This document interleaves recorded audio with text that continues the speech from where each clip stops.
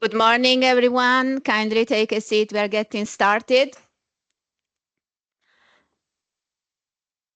I'm Nicoletta Masker, and I'm part of the organizing committee together with several colleagues from the ESM, the Florence School of Banking and Finance, and the Center for Economic Policy Research. It's a great pleasure to open this conference and to welcome all of you, both in person and online. As you know, this conference is all about the EU Saving and Investment Union strategy and how this can help to bring capital markets closer to people and firms, thus helping to deliver on the broader EU priorities, such as competitiveness, productivity, and financial stability.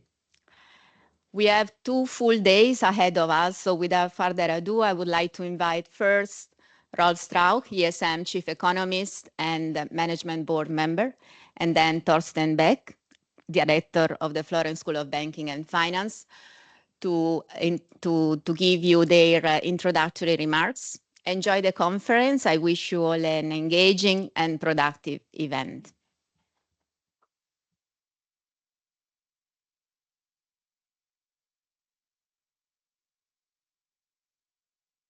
Thank you very much, Nicoletta. Indeed, a very warm welcome to this conference on behalf of the European Stability Mechanism, the European University Institute, and also the Center for Economic Policy Research that co-organized the event. From an ESM perspective, from the perspective of a crisis resolution mechanism, financial stability is core of our mandate. And since we are interested in financial stability, we are also interested in the financial risks and financial and economic forces that drive it. On top of people's mind today, obviously, when you think about risks, is trade fragmentation and the policy stance of the US government and what it means for us. But beyond this, there are a number of homegrown problems, if you wish, that we also need to keep in mind. And that is, among others, the aging of population and also climate change. We have looked into this, we have analyzed it, and I can only recommend and would like to advertise here slightly our the webpage where we have also embarked on those areas and show what, for example, demography and demographic changes mean for financial stability. But the focus of this conference, obviously, is Savings and Investment Union, and that is at the heart of the policies, the EU policies, in order to address those challenges: geoeconomics, aging, and climate change. As the European Commission puts forward, this project aims to improve the competitiveness, productivity, and long-term growth prospects of the euro area. And we completely agree with this, but we also say factors that improve growth prospects and productivity at the same time are factors that increase resilience of Europe in the short term and in the long term. And some of the measures that are proposed serve to deepen capital markets, such as the complementary funded pensions that could, for example, help macroeconomically to ease fiscal strains, and at the same time is a driver of growth and of economic prospects. We have specified that and detailed that in a discussion paper that we published recently, and that ESM colleagues produced, and that will also be discussed later in this session. As we look at it, risks to financial stability can be reduced by increasing the supply of capital from retail investors to increase market depth and liquidity and get the financing in order to do the investments that we need in order to be prepared for the future. And then we have in capital markets, particularly investors, institutional investors that have the necessary long-term perspective for this. We may improve on the financial sector's capacity to finance the green transition and thereby mitigate risks that emerge from climate change through a savings and investment union by unleashing the complementary capacity of banks and non-banks through reforms that facilitate, for example, cross-country securitization. Again, many of the benefits of the savings and investment union can help to bring about more growth through higher productivity, and at the same time reduce or mitigate risks that could otherwise the economic resilience of the euro area and its member states. How successful we will be in this crucially depends on how policymakers play their cards at this critical juncture. And we ensure that policies are well designed if we base them on good evidence and also on what we know from conceptually from academic discussions and research on the operation of those mechanisms. In this regard, we hope that the presentation and the panel discussions today will contribute to the debate on the Savings and Investment Union and will help to chisel out the policies that we should prioritize in order to make the Savings and Investment Union work. And what I can say from my own observation in participating in the political discussions, if you ask at this stage or you want to discuss Savings and Investment Union is discussed politically, there is, I think, no European politician that would question the project and would question the need to advance. It's all about how to advance and how fast to do it. And I hope indeed that the discussions that we will have in this, that you will be having today and that we will be having tomorrow actually help in informing this debate. Today is mainly academically. You will have 3 sessions that address different areas on access to finance to firms, access to capital markets for households, and also on key measures that national and European authorities need to agree on to move forward on the SIU agenda. And this should then help to improve returns, enhance diversification of household savings, and overall support the European project. From my side, from the side from DSM, good luck for the discussions. And unfortunately, I have to disappear relatively quickly because we are preparing our annual meeting later this month, but I will join you in the afternoon. And now I give the floor to Torsten to offer the EUI perspective. Thank you.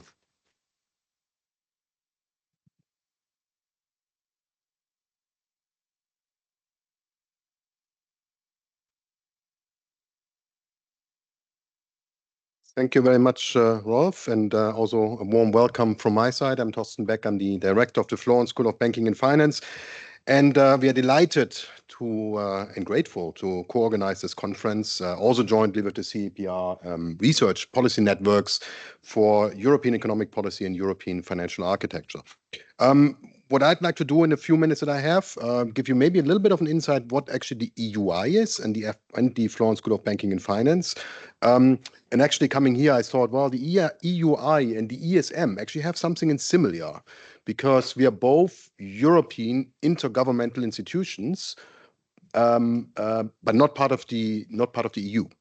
The EUI was founded some 50, 60 years ago primarily to do research and train PhD students in social sciences. Then more recently, well, that would be like 30 years ago, the Robert Schuman Center was founded to be a bridge between the policy world and the research, or more like the applied research side. And then within the Robert Schuman Center, the Florence School of Banking and Finance was founded some 9 years ago to be a platform, offer a platform for practitioners, academics, and policymakers in banking and finance. We have Europe in our DNA and our name, obviously, but we also have a global outlook. And we are closely connected with all of the European institutions that have something to do with the in banking and finance, including actually the ESM, because Rolf is actually also part of our advisory council.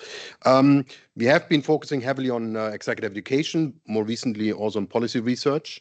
And again, our view is we are not the pure academics.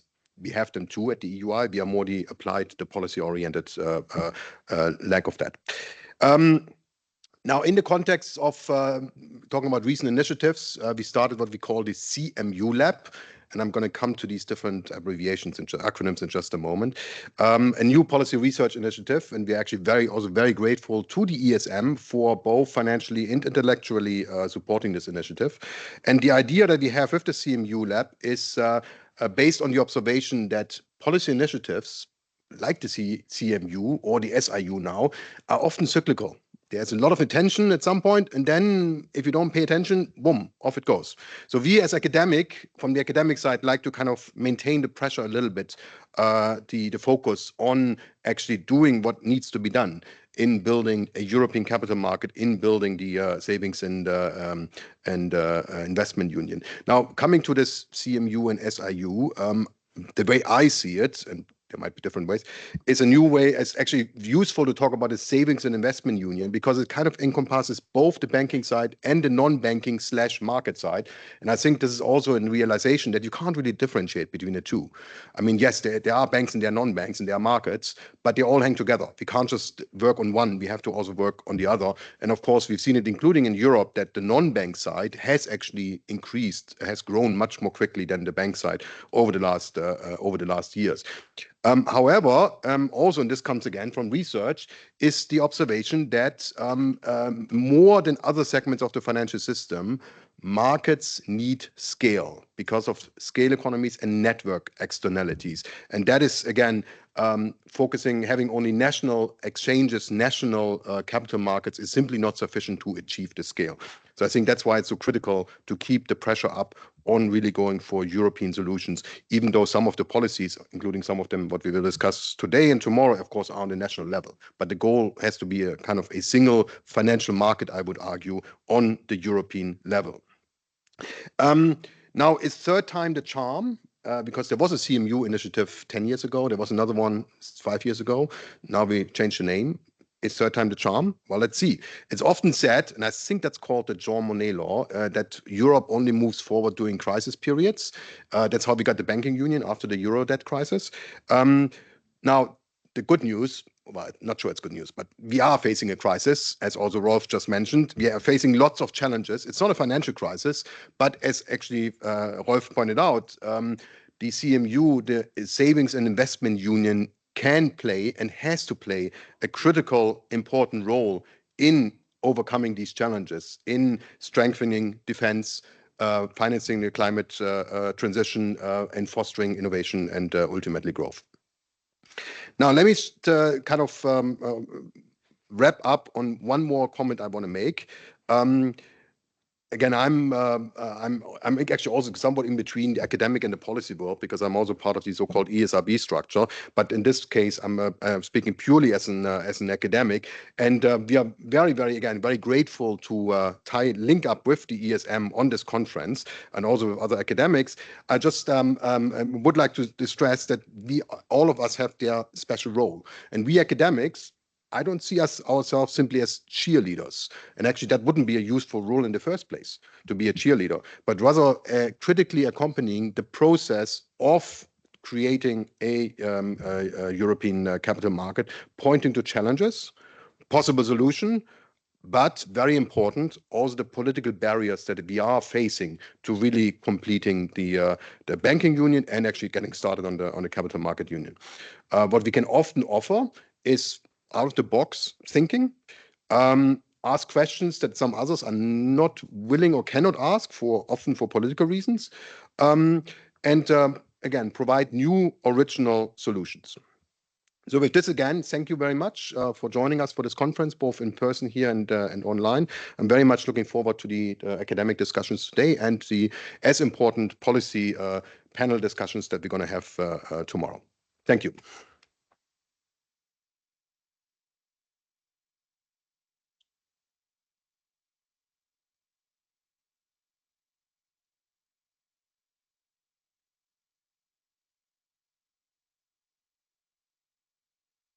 So we are now starting session 1 of this academic forum, and I would like to invite the chair of the first panel, Juan Solé, Roger Silvers and Tobias Stroger, and commentator Florian Haider. Unfortunately, Carolina Villegas Sanchez could not make it in time because of some flight issues, and we will try to accommodate a short session for her after the lunch break as soon as she arrives.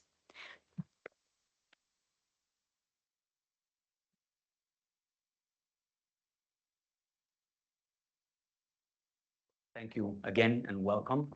We'll start this session with the paper by Roger and Rachel Hayes. Then we'll move on to Tobias and finally the comments from Florian. Roger has come all the way from Utah, from the United States. That's appreciated. So without further ado, please go ahead.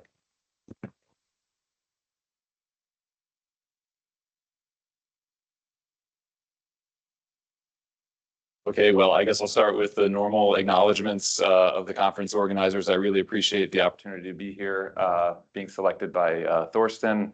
The paper that I'm going to be discussing is called Institutional Mobility in Global Capital Markets. And so this paper is basically kind of set in a context of the entire world, but I think a lot of the concepts and ideas will transfer pretty well to the initiatives going on in Europe right now. So when we talk about what is an institutional feature, what do we mean by institutional mobility? I think the best entry point for this conversation is basically what we as academics would call the law and finance literature. So this is basically the idea that legal rules and their enforcement determine a wide variety of economic outcomes. And we have literally so many studies, we could probably fill up this entire room with studies showing that this is the case. And prior work, critically, prior work views these institutions as country-level features. And this makes a lot of sense in many contexts because, of course, when we think about legal systems, those are also designed at that country level. So when we think about things like, the quality of the courts, contract enforcement, property rights, all of these things tend to be more similar within a country than they are across countries. In fact, it makes so much sense to view these as that basically Acemoglu and Robinson, the most recent Nobel Prize winners, have stated that at some level it's actually obvious, right, that the institutions matter. Okay, and I'm certainly not picking a fight with any Nobel Prize winners. At the same time, in a global context, it's actually not so obvious. At least that's what we're arguing in this paper. And the reason for that is that even though capital is clearly mobile, institutional features are not, okay? So at least not naturally, right? And so, when we think about the capital markets union, it's true that, global markets or this union has these great potential benefits, right, in terms of savings and investment and development and growth.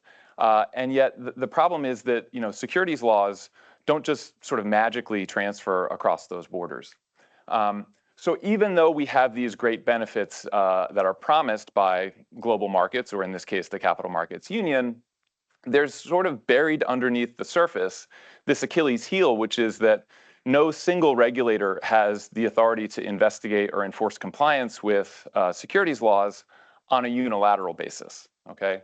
And so this is obviously a huge problem because by their very nature, global markets are going to scatter assets and records and transactions and relevant legal entities across multiple jurisdictions.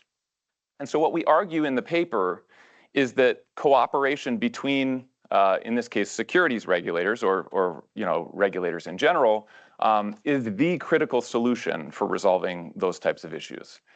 So it mobilizes and extends specific capacities from one country to be able to sort of reach into another country and get a more fulsome grasp of the types of transactions that are taking place.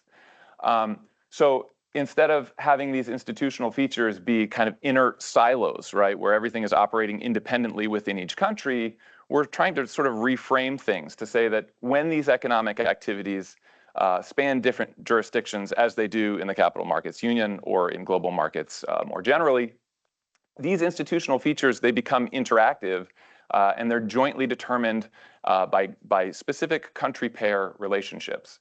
So now we're trying to understand what specific strands of, for example, this is just, you know, 2 random countries, but what specific aspects of the Swiss securities laws can I actually extend into, for example, Hong Kong? And my graphic didn't show up here, but that's all right. So again, the paper is trying to basically make this argument, okay, you know, assume that institutional mobility is this important factor and it's critical, it's determined by the country pair level, but how could we possibly test something like this? We would actually need to know systematically what specific countries are cooperating at what point in time, and it's not easy to see into many of these very opaque types of institutions. As it turns out, though, if you know what you're looking for, there are a variety of cooperative mechanisms that different countries will engage in, and those are pretty telltale signs, pretty important artifacts that are left behind that give you a pretty good sense of what is the cooperative relationship between those different countries at a specific point in time. I won't belabor the point with the specific types of mechanisms that we're examining here, but they're listed here, things like the Hague Conventions, financial intelligence units, various types of memoranda of understanding, and so forth. And ultimately what we're going to do is we're going to say that cross-border mergers and acquisitions, we're going to test the idea that they're actually a function of this regulatory cooperation. The first section of the paper goes into very nitty-gritty legal analyses, and I don't have the time to sort of go into those specifics at the moment, but basically what we're trying to do is present a detailed understanding of how regulators use these cooperative instruments at different stages of litigation, and also try to, I guess, characterize the legal frictions and impediments that they're trying to resolve. Yes, sir. I'll get to that in one second, actually. So this is just a heat map, okay? So this heat map is basically saying, you know, with these specific capacities on that left-hand side, things like acquiring assets or acquiring records, freezing assets, taking depositions, getting different testimony from people, enforcing judgments, so on and so forth. The richer the red color, the better that mechanism is. So when we talk about ad hoc efforts, they're not so great at acquiring records. That would be better served by something like the Hague Convention, mutual legal assistance treaties, or the MOUs that I'm examining. So the key here is that I guess the important point is different mechanisms have different strengths and weaknesses. They may even have synergies with one another. We try to go into those in the paper, and I won't go into them here. It also, I guess, in my view, is sort of the secret sauce.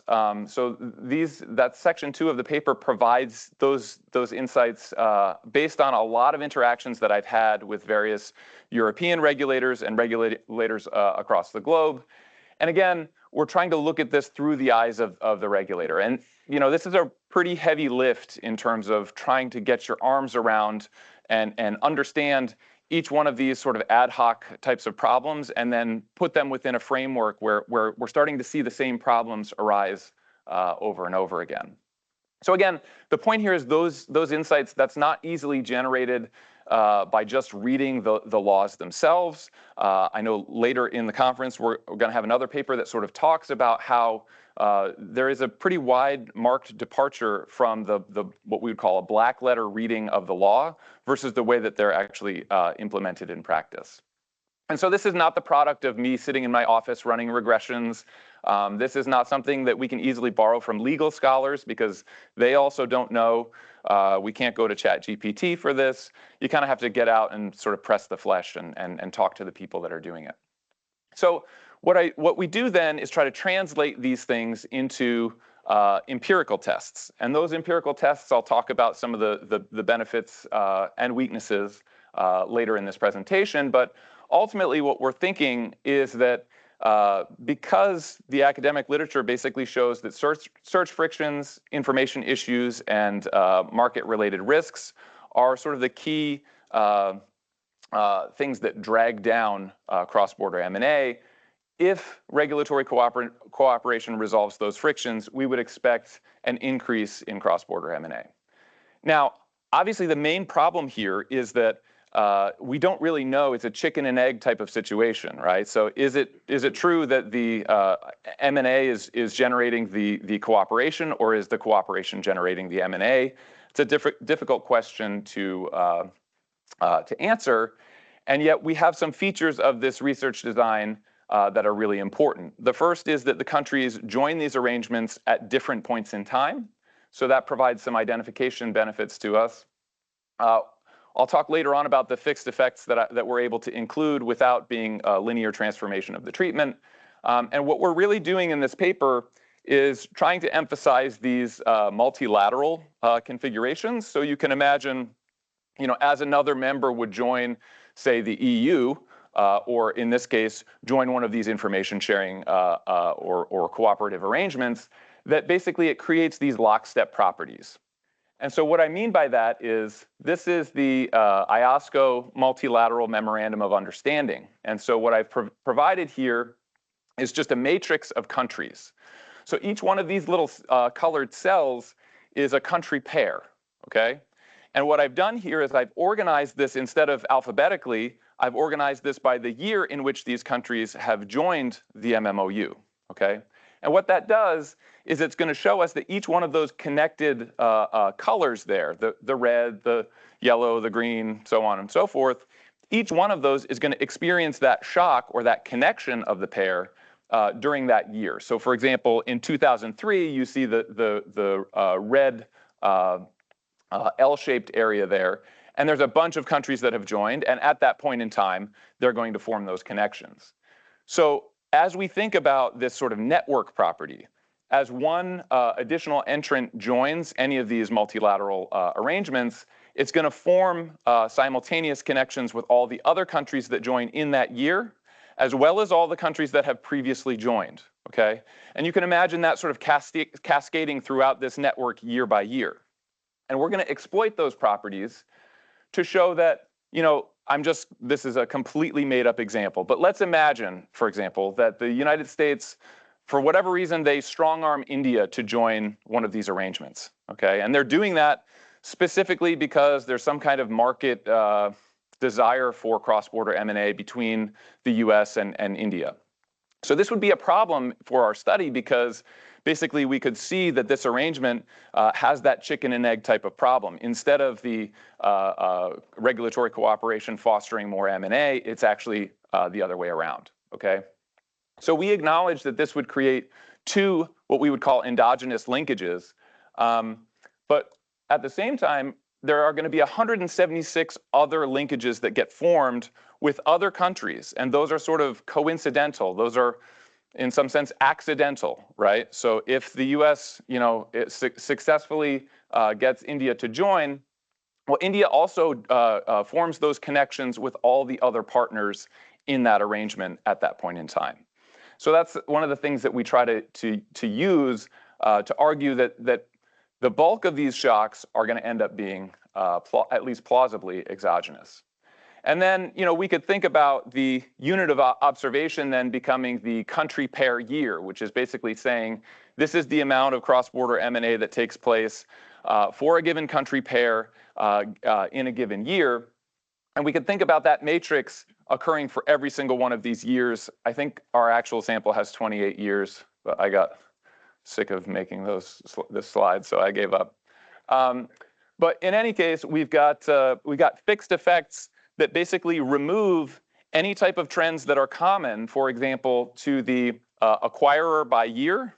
So an acquiring country at a given time, if you see that they acquire a bunch of firms for, around the globe, regardless of whether or not you are a cooperative partner, well, we're able to sort of remove that effect. The same is true for the target country in a given year. And then we can do the same thing for the acquire times target. So obviously there's going to be time invariant factors. Clearly we would expect more cross-border M&A between something like Hong Kong and China versus New Zealand and Zimbabwe or something.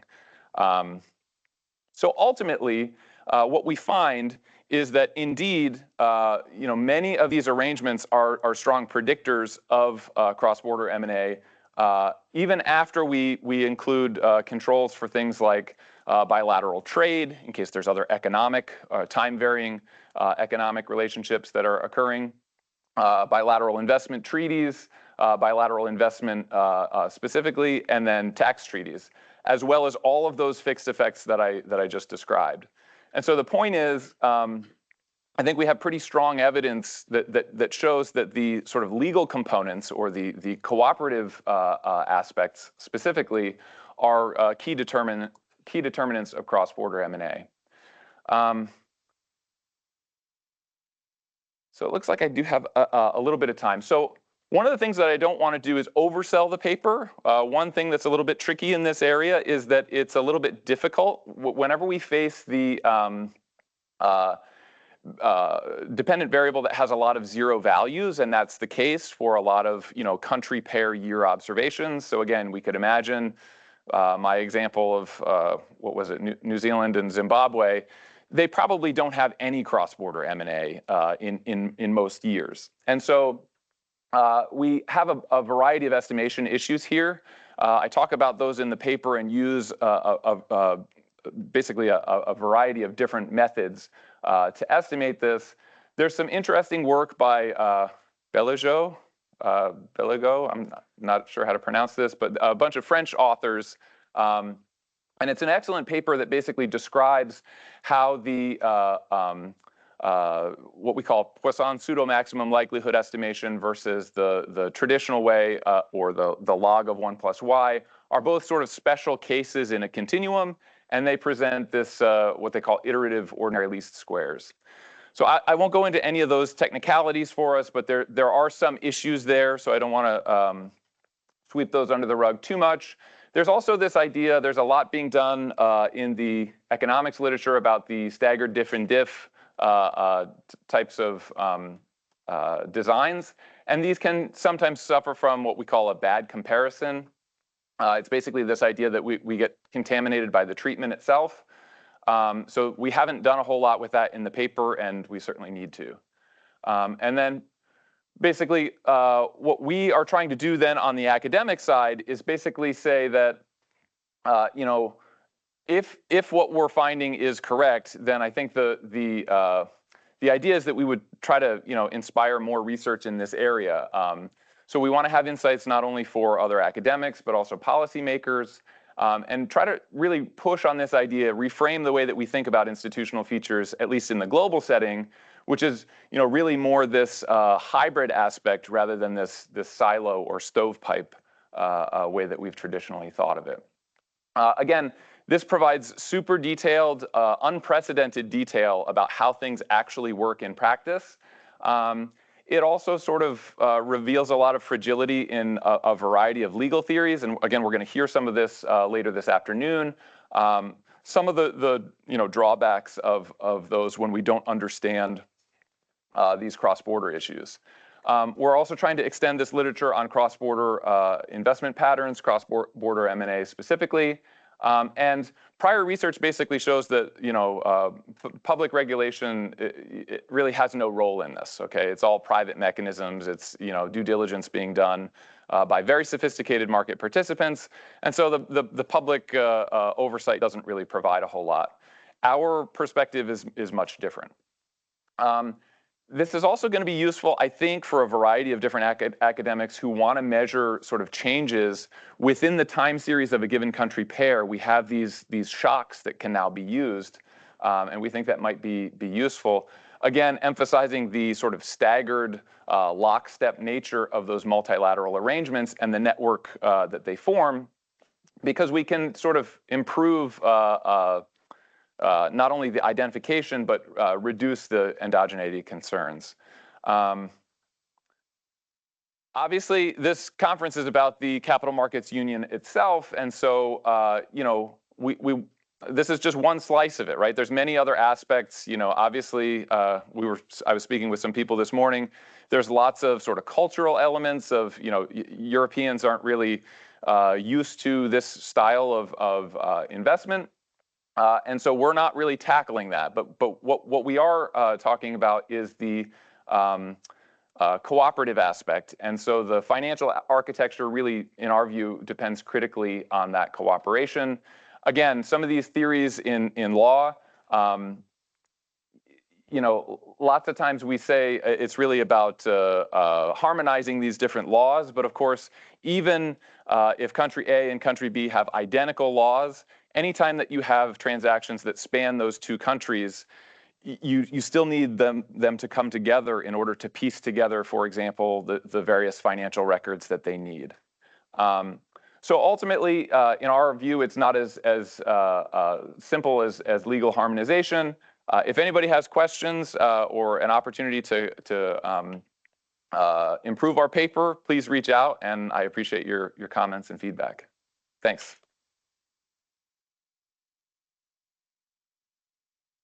Thank you, Roger. I would suggest that we maybe hold off with the questions until the end. So if you have a pressing question, just write it down like I did, so we can maybe get some cross-fertilization in the Q&A, and also after the commentator has come on. Very interesting paper, very colorful. So you've told us about how this legal cooperation can foster some activity like M&A. Now I'd like to invite Tobias, who might give us a different angle or different perspective, more focused perhaps on how corporate law can actually be an obstacle. So on to you. Yeah, thank you so much. Also, my thanks go out to the organizers for including this paper on the program. As you will see, there are lots of similarities with what Roger said, but there are, of course, we approach this law and finance stuff from a different angle. And we have also very, I think, important implications for capital markets union design, like Rolf hinted today, this morning, that these are the nitty-gritty issues that actually matter. So what we're talking about is mandatory corporate law and how it affects venture capital contracting. And I always tell my PhD students, you have to have a research questions. And we have one, which is how do specific European corporate laws that are somewhat an example of what happens in continental Europe impacting on venture capital contracting. And why is that a problem? I will motivate that because we essentially do think that this is part of the story why venture capital markets in Europe are underdeveloped if you compare them to their US counterparts. So what I'm going to do today is just briefly review a little bit what we know about the institutional interlinkages between venture capital markets and corporate law and governance, and then how German and Italian corporate laws, which are again sort of typical for the EU continental European institutional framework, impede efficient US-style venture capital contracting, and what we can do about this. Now, quickly, just to motivate, this is something that you've probably seen, but we've collected the data from one of the databases that is to go to stuff if you want to find out about these markets. So the size of the markets in terms of total investments over the years. On the left-hand side, you have the total amounts. On the right-hand side, you see them scale to GDP. And what you realize is particularly the difference between the blue and the red lines, which is US versus EU. You can plot in China somewhere as well, and then you find something else. The red line will always be lower. Germany is doing okay-ish. Italy is doing poor. But in general, you see the takeaway. And another feature which is important is that if you, once again, just don't get confused with the green stuff, I will tell you a little bit about that. But if you compare the blue line, US versus EU red line, you also see that in individual deals, the individual deal size the median, is just significantly smaller than it is in the US. The Italian outliers, they are driven by just indeed outliers. So these are years where you have one transaction, which is just ridiculously large. And therefore, that's why it's jumping beyond what you can see in the US in the median. Okay, so just to motivate. So we have smaller markets. So what's the reason for that? And of course, people have thought about, so this is, okay, now, why institutions could be some of the explanation here. And there's a vast literature on institutional environment and VC markets and how the one affects the other, and also particularly on corporate law. So you have papers by Franklin Allen, you have papers by Josh Lerner and Antoinette Chouard that address the issue, but you know, they may be not getting really at where it's at. And one paper of Steve Kaplan is showing why the corporate law, as particularly measured in the LSV indices and stuff like that, probably does not really capture what is at stake here, is Steve Kaplan's paper, who says, you know what, venture capital relies heavily on individual private ordering, so on contracts, which essentially allocate cash flows and governance rights in a different way than it is proposed by corporate laws. So therefore, what they look at is how can actually, or how do these contracts in other jurisdictions alter the cash flow rights, and how does that relate to the US contracting template? And what they find is by just looking at the contracts, oh, you know what? US contracts have, for example, liquidation preferences. Then they look up and say, Swedish contracts have liquidation preferences too. Great, same thing. So private ordering does the trick. But maybe it doesn't. Because you know the idea here is that it doesn't really matter what corporate law says, as long as you can do private ordering, you can end up with a Coasian bargain where you ultimately allocate things efficiently. But however, the problem is that only works if you only have a default corporate law system. But what happens if corporate law gets mandatory? And that is exactly what you see in continental Europe, and I'm just putting it here. So this is also some of the tradition, and just you have to give me that. You know, lawyers like to sort of a little bit hammer on this early law and finance literature, saying it's under complex. Yes, we know that by now. But the thing is that what is really pivotal for our context here is that the difference between highly flexible corporate law on the one side and highly mandatory inflexible corporate law matters because it defines what you can do through contracts and how far you can go in reallocating cash flow and governance rights like you would have to do in the standardized venture capital contract in the US, which departs heavily from what Delaware corporate law as the to-go-to corporate law gives you. So therefore, the relative flexibility or rigidity of corporate law matters. And why does it matter? Well, because if you can't redesign the standard corporate contract that is given by default corporate law, you cannot have the efficient allocation of cash flow rights and governance rights that are typical for the venture capital contracting relationship, the financing relationship between the venture capital fund and the entrepreneur. And if corporate law impediments increase the transaction costs, because ultimately you can even allocate stuff in a way that you want it to do, then of course your transactions costs go up. And that means that the contract that you can write in certain jurisdictions is less valuable than the US template. And this precipitates higher cost of capital, because if you cannot really do the efficient stuff, then of course people will charge a premium. And that might explain some of the differences. And I'm going to come to the quantification of this in a minute. But the thing is, this can explain some of the differences because the contracts are not as valuable. So the cost of capital for entrepreneurs are higher. And ultimately, some deals probably just fail, although they might have in another environment, in another institutional environment, with another contractual design, they might have a positive net present value. So essentially, what we are, in our conceptual framework, this is not this paper, where the model is in another paper. But the thing is, what we're essentially saying is, what prevents the adoption of the efficient solution increases the transaction costs associated with certain inferior outcomes. And therefore, at the margin, a rigid corporate law can prevent deals and venture capital investments in these rigid corporate law jurisdictions. Now, what do we do? Because we want to just prove a little bit that we're onto something.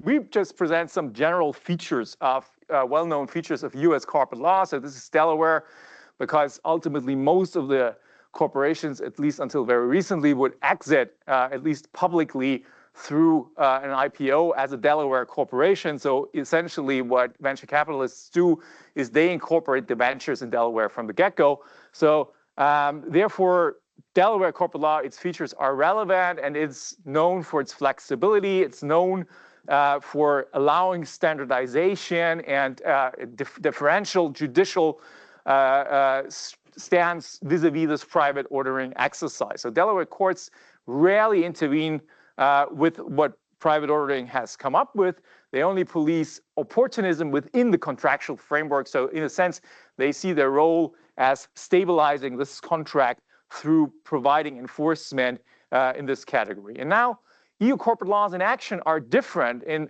significant ways because there are significantly more mandatory stuff in these corporate statutes and also in the corporate doctrine. I'm going to come to this in a second.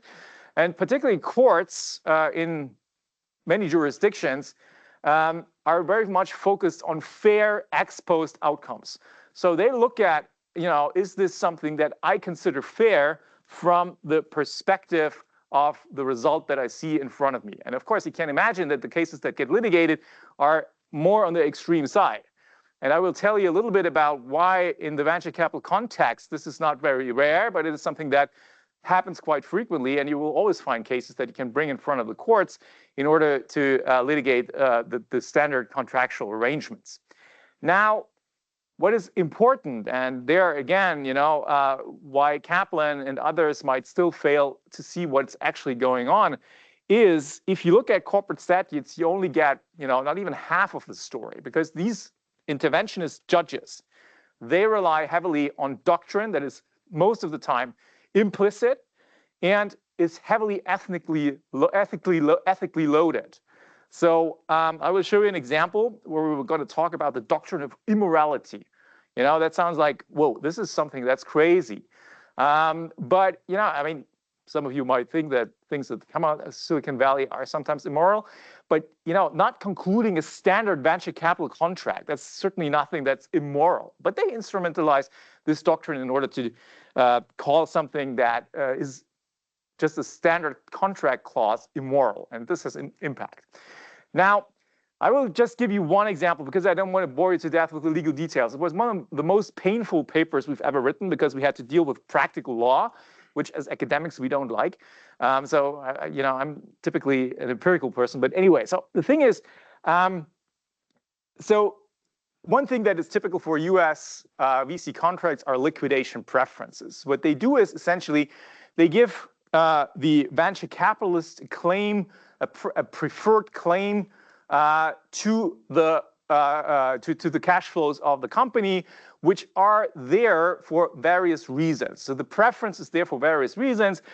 One is, first of all, it's a very cheap signal for the entrepreneur to signal their determination, because they can say, you know what, I can wait until this develops into a real success to get some money out of it because I'm deeply convinced that this is going to happen. So it's a commitment device, and you can signal your commitment through accepting this kind of thing. Second, it's also an incentive device, because if you know as an entrepreneur that you will only get cash if this venture is really successful, you really have to put in a lot of effort to do that. And on the other hand, of course, it protects also the venture capital fund against some downside risks. And this is not trivial. I will explain in a second, because for venture capitalists, of course, if your venture is the next Meta, if it's the next Alphabet, whatever, then you don't care about downside protection. But most of your ventures will fail. And then, of course, at the margin, it matters where you stand, if you have this preference or not. Now, if you look into German standard venture capital financing contracts, you will also find under the heading of liquidation preferences some arrangement, which, at first sight looks like. But it is significantly less effective in really giving this preference to the venture capitalist in extreme scenarios. Because when does that matter?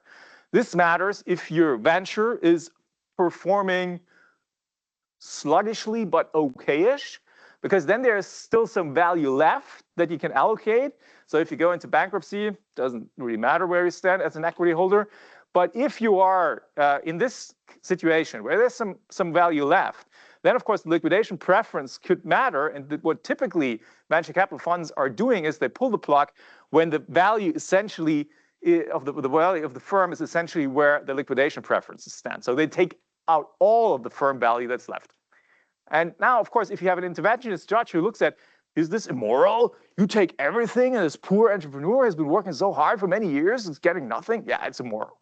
And this is why you cannot write liquidation preferences in Germany as you would do that in the US. And therefore, the whole economic logic behind these liquidation preferences, this private ordering exercise, is neglected under German law.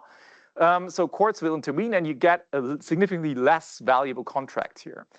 Now, what's the policy implication of this? So first of all, I think what we show extensively in the paper, we go through clauses, through each and every clause, just like that, and show, nah, not possible, not really possible, well, somewhat possible, but not really. And ultimately, we end up saying, yeah, you can, of course, write a venture capital contract, which looks like a US one, but it is significantly functionally inferior to the US template. Now, what matters really is this corporate law in action thing. So it doesn't really help you if you look at corporate law on the books, meaning what you find in the statute, or if you are in a common law jurisdiction, what you find in the precedents. What you really have to look at is how courts apply this and how this interferes with the contractual logic that is inherent in venture capital contracting. Now, the question, of course, is, does that really matter? Well, as I said, it's very, very hard, and we have to talk to Roger for that purpose or other things, but we've done that. So the thing is, it's very hard to quantify how thick this or thin this margin of differences is in the transaction costs that impede venture capital markets in continental Europe. But you know, there's some intuition. When the tide goes out, you see who's swimming naked. Meaning that, of course, if you have an economic downturn, then the downward protection that you have from your contractual arrangement really matters. And that's what, at least anecdotally, we learn from venture capital funds, that yes, then, of course, it matters where you stand in the thing. What we find has immediate reform implications because the constraints are not so easy to overcome. Because if you buy into our story that most of the restrictions actually come from doctrine and judge-made law, which comes out of basically not exactly the blue, but almost the blue, then of course it becomes really, really difficult to, as a legislator, to really get a hold on the problem. Because what you can do is you can reform statutes, et cetera, but you know, judges are independent, at least in most countries, and therefore they will not necessarily give up their doctrinal, you know, tradition, and therefore will start interfering in exactly the same way that they have done in the past with the new statutes. And you can see that with reform efforts that have been going on in Italy, that have been going on in Germany. It's always the same. So what we propose is, and this is why probably this paper is was invited to this conference, is think about how to design a venture capital regime that is independent of these national regimes. And one way that we propose in the paper is actually come up with a standardized charter, which is defined sort of as off limits for judges because it is somewhat validated. And then, you know, these private law restrictions that we identify are at least less severe here. And you can do that as a 28th regime by just promulgating the standard charter, because that is also something that you can see in the US where these contracts don't vary that much. So they are pretty standardized. So having a standard charter could be a valuable strategy here. Let me stop here, and I'm looking forward to the discussion.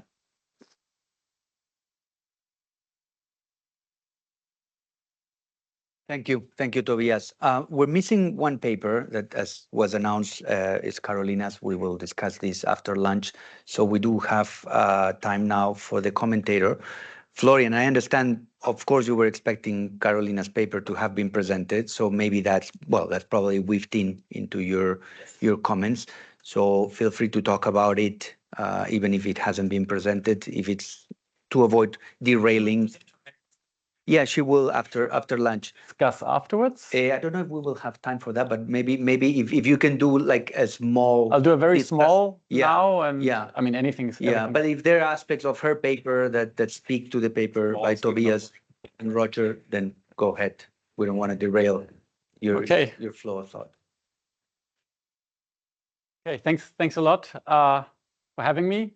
Absolute pleasure. I think the importance of a conference bringing Europe, a little bit from the slow right lane, maybe towards the middle lane on the motorway, is a good way. So it's actually the first time I'm discussing 3 papers, but it's been actually quite a bit of fun because the organizers, I think, made a really great job in had she been here, making it into a narrative. And that's why it was weaved in, because the first paper, so Carolina's paper on who owns Europe, is sort of the classic economist's analysis of, do we have integration or not? And, what data do we need to assess that? And her point is that going back to some firm level ownership data, some surprising facts emerge. And the major point in my reading, I only had the slides, I don't think they're ready yet for the paper,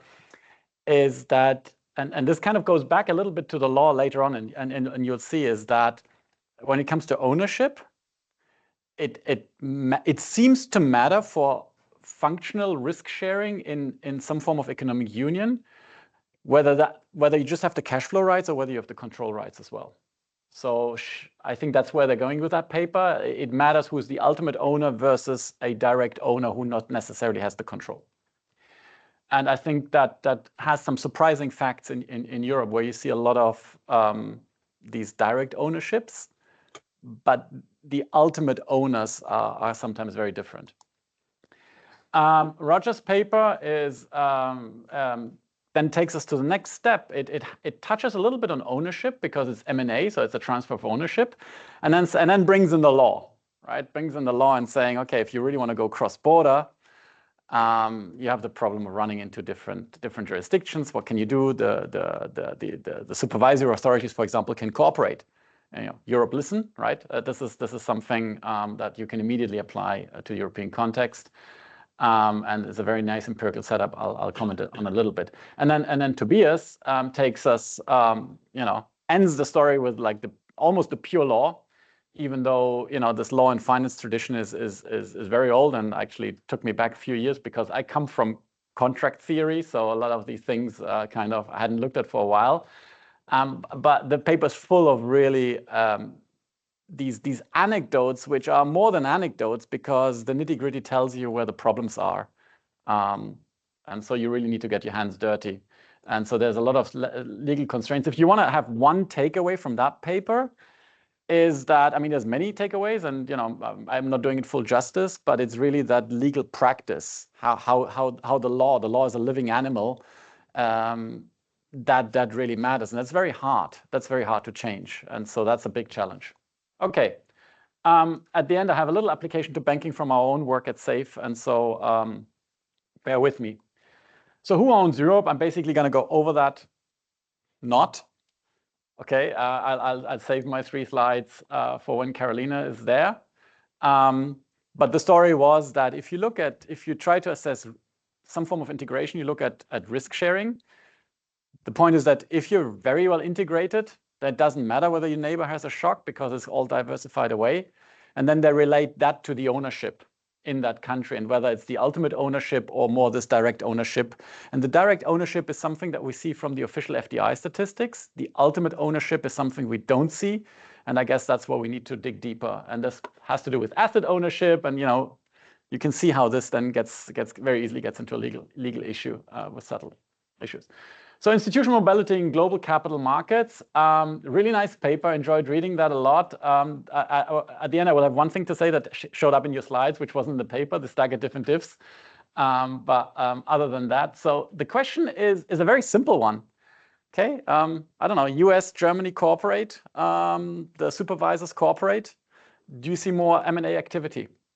Okay, but super tough to figure out, right? Because not just chicken and egg, but it could be the I don't know, the fox killing them both at the same time, right? Could be just spurious, and it could be classic omitted variable. So this is a really tough problem. But they have a really nice econometric setup. So first of all, you have information that is at the country pair year level, right? So cooperation happens between Germany and the US in, let's say, 2010, and then you check what's happening. So that means that if your data is at the country I, Germany, country J, US, time 2010 level, then the treatment is yes. So the D is the treatment. Something happens between I, J at a certain time T. You can partial out everything else. You can say, well, there's a German, French, US friendship, tax treaties, or something that is, well, tax treaty is not a good example because they change over time as well, but there's something that doesn't change over time while the corporation does. But there are things that change at time, but they're at the country level. So there's something happening in Germany, there's something happening in the US. So, you can take that all out and you want to isolate the effect. Now, it's not quite there yet, right? If it were all that, then still you would worry about that something happens in 2010 between those two countries. Maybe some weird legal case that told the legislator, the supervisory authorities, they need to cooperate. So it could be still something else that we don't observe. But here the beauty of the color comes in. So this is what's in the paper. It's not quite what you saw, but the spirit is the same. It's colorful.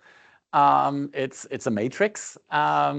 The basic idea is that when Germany and the US start to cooperate in 2010, presumably the US has already agreed with a lot of other countries to cooperate. And so when you join the US, you're implicitly joining also the other agreements with everybody else. I mean, it's not bilateral, these are multilateral trade negotiations. So you have a lot of accidental cooperations that would be orthogonal to whatever's happening between Germany and the US in 2010. And I think I haven't seen that explored actually in economics so far. This is really neat. I think you could do more on that. I think you're just saying, okay, this is a small problem, whatever. So for example, one thing you could do is you should, that effect grows stronger over time because as the network builds up. So any bias should get weaker over time. And so you could try to test that, right? Because at the beginning, when it's a small club joining, maybe they talk to each other, So, but as the network grows larger or also geographically more diverse, I think you could explore that. But it's a super nice setup, and the effect is negative. Actually positive, I think it should be. Sorry, positive. So more cooperation, more M&A activity, especially for one of those 5 measures, which is the IOSCO, so the Market Supervisory International Organization, when you join their Memorandum of Understanding, the multilateral Memorandum of Understanding. And then if you do the Poisson regression, which is a fancy way of saying that you're careful about the zeros, right? The zeros, there's going to be a lot of zeros in that, in any of those country level regressions. And the Poisson regression is you just put everything on an exponential, and it's fine. It sounds fancy, but it's actually very standard by now, and it works well. And that's where your results show up. As I would have imagined. I mean, I don't know whether the Hague Convention is something you would expect to really show in an M&A consequence. It's about, yeah. I don't know. I think this is a nice result. Something he didn't talk about is that also there's some results in the paper that. So if Germany and the US cooperate, then investors in the US like it when German companies pledge more of their assets in the US. Why? Because you're in the US, you're subject to the US legislator, they're cooperating, so it's kind of a very strong form of bonding. You could have imagined that they're substitutes. Right? You could have imagined that, okay, if they don't cooperate, then the German company that wants to do business in the US says, okay, I'm going to go have a lot of assets in the US, so you can take them if you want. But no, they actually complement, and I think that's something that's not stressed enough. I think, and I think that's very nice. Again, showing how ownership and the law and supervision start to interact, which is, I think, a nice theme of this session. Okay, Tobias's paper. So here I won't do it justice because I'm not a lawyer, so I cannot fully assess. You can already see that's the longest title, so that tells you already it's like going to be a law paper. The motivating fact you saw when it comes to venture capital, Europe is not doing great. So this is the number of the volume of the deals scaled by GDP. And you can see there's, it's an order of magnitude more active in the US. And the question is why? And one of the culprits that is reasonable, it's not the only one, I'm going to come back to that. One of the culprits is, well, it's just, the law stands in the way. And so how exactly would the law stand in the way? Tobias has, I'm just going to condense the argument on one page, which is clearly not doing justice. But so we know that that's where economics comes back in. These VC deals, this is an intricate thing, right? I mean, you're betting on the future. You don't know what yourself you're getting into it.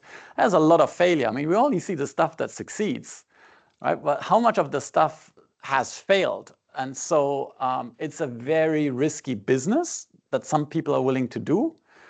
But boy, for that, they really need tailor-made solutions, right? I mean, your standard law that covers all the forms of corporate activity in the economy really is very difficult. So they need tailor-made solutions because people want to get in, want to stay with each other. The entrepreneur is very specific human capital. You cannot just exchange it. So from an economic theory point of view, this is like super great models. You need the law that goes with that. And so that's this private ordering. You need to have a law that allows these private contracts tailored to these specific needs, because that's not the same as the German Mittelstand, for example. Okay, so not possible in Europe. And a cute example that Tobias didn't talk about, but it's in the paper, is that we know from theory that these convertible preferred shares is a good way, because convertibles, well, if things go one way, you convert. If they don't, you don't. So it's a nice flexible instrument. Preferred gives you some control rights to the cash flows over other people. So this is really like often, if you like security design wise, that's the security that will come out. Not possible apparently in Europe. Why? Because the value is uncertain. And so people just say, well, I'm not being treated fairly because I don't know what I'm getting myself into it. You as a corporation have the duty to make sure that I know what I'm getting myself into. It's not happening in Europe under the legal doctrine, the legal norms. That's how I understood it. Kill me afterwards if I grossly misrepresented. But I think that's sort of interesting. There's some basic legal concepts. Tobias mentioned the one about kicking the guy out after a while and then complaining. They're just some things that stand in the way of economic incentives. Well, even if you solve the law, the black letter stuff, that won't work, because you have all those people. It's an industry. And the industry is made up of people that live of it. That's the judges, or he has this nice example of the notaries and also the lawyers. I mean, they thrive off the stuff not working, and then saying, well, my services will get you a little bit further away. So there's a lot of insiders. And the notaries, they won't sign off. They cannot sign off stuff that is potentially legal later on, even if the stuff is never brought in front of the courts. So that's already like a gatekeeper that prevents a lot of stuff from happening. And so they're very strong in Germany and Italy. So stuff just doesn't happen. And the interesting example I found is that you can take some of the stuff all the way to the Constitutional Court, which is, I'm not sure it's the right place for private VC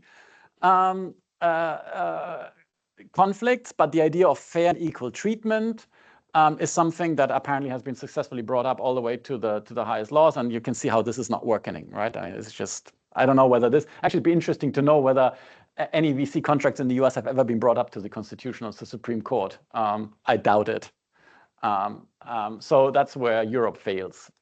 So what can you do? You basically need to isolate that domain of the law that serves a very specific purpose to make sure that these conflicts of interest that develop over time get sorted out. You need to isolate that from the rest of the law that, it's fine. I mean, it has a purpose. And so you can either do that by having yet other laws that says this stuff is insulated, or you just create something else which is automatically insulated, and that's the 28th regime. And yeah, I don't know. I'm not sure. It strikes to me that something like that's new and you start from fresh maybe has a better chance of getting some traction rather than kind of tinkering with the existing machine. So that was that paper. So you can see how there was a journey all the way from integration, ownership, assets, corporation, law. I think this is the big nexus that we have to deal with here. So quick wish list on individual papers. Otherwise, I wouldn't, as a discussant, you need to kind of poke a little bit, but these are really nice papers. Karina's not here, so I'll ask her this later on. You've already like sort of taken that thunder away. It's the staggered treatments. The idea is that, okay, so if Germany and the US have entered that treatment, have entered that cooperation in 2010, then in 2012, the way it's done right now, both Germany and US will be control countries for, let's say, when India and Pakistan enter a cooperation. The problem is that if it takes time for the M&A activity to take up, you'll see some lagged effects of that treatment, and that's not good for being a control, right? When you're control, you shouldn't have taken the drug. So that's this idea behind these staggered diff and diff that kind of take this out. If it were an immediate effect, right? M&A activity jumps and stays, then that's fine. But anything that has either anticipation or delayed effects, that's when the staggered diff and diff literature comes in. I could very well imagine that you need to do this. Also, I would have loved to see a little bit more what actually predicts cooperation. So in a lot of these empirical settings, you wanna basically understand as much as you can on your right-hand side variable. So if there's anything, people will have a lot of ideas what predicts it. So I don't know, I think it would be nice to show what could be potential concerns. Tobias, well, there's no way for me to criticize. I'm not a lawyer, but I think I don't think it would be. It's a tall order, but trying to quantify the cost in economics, like, okay, I'm a VC guy. I want to do business in Europe. I know that it's going to be more costly for me, but still I'm going ahead. Find the same transaction in this sort of same environment, but that has the US style contracting. What would be the different, I don't know, exit price or something? It's a very tall order, of course, right? But so is assessing international cooperation. I think trying to put some numbers on this would be super useful. The other thing that, because we do finance as well, at least I do. So the VC doesn't get off the ground because we have the law. But maybe the law doesn't change because there aren't these multi-billion deals that are knocking on the door and doing all the lobbying for the law to be changed. So what's the causality? Is there any way to kind of, the law, you say itself, is a living animal, it's evolving. So this idea that this, or from the law and law and finance literature, that this is sort of, because it never moves much, that's sort of good to put on the right-hand side of a regression.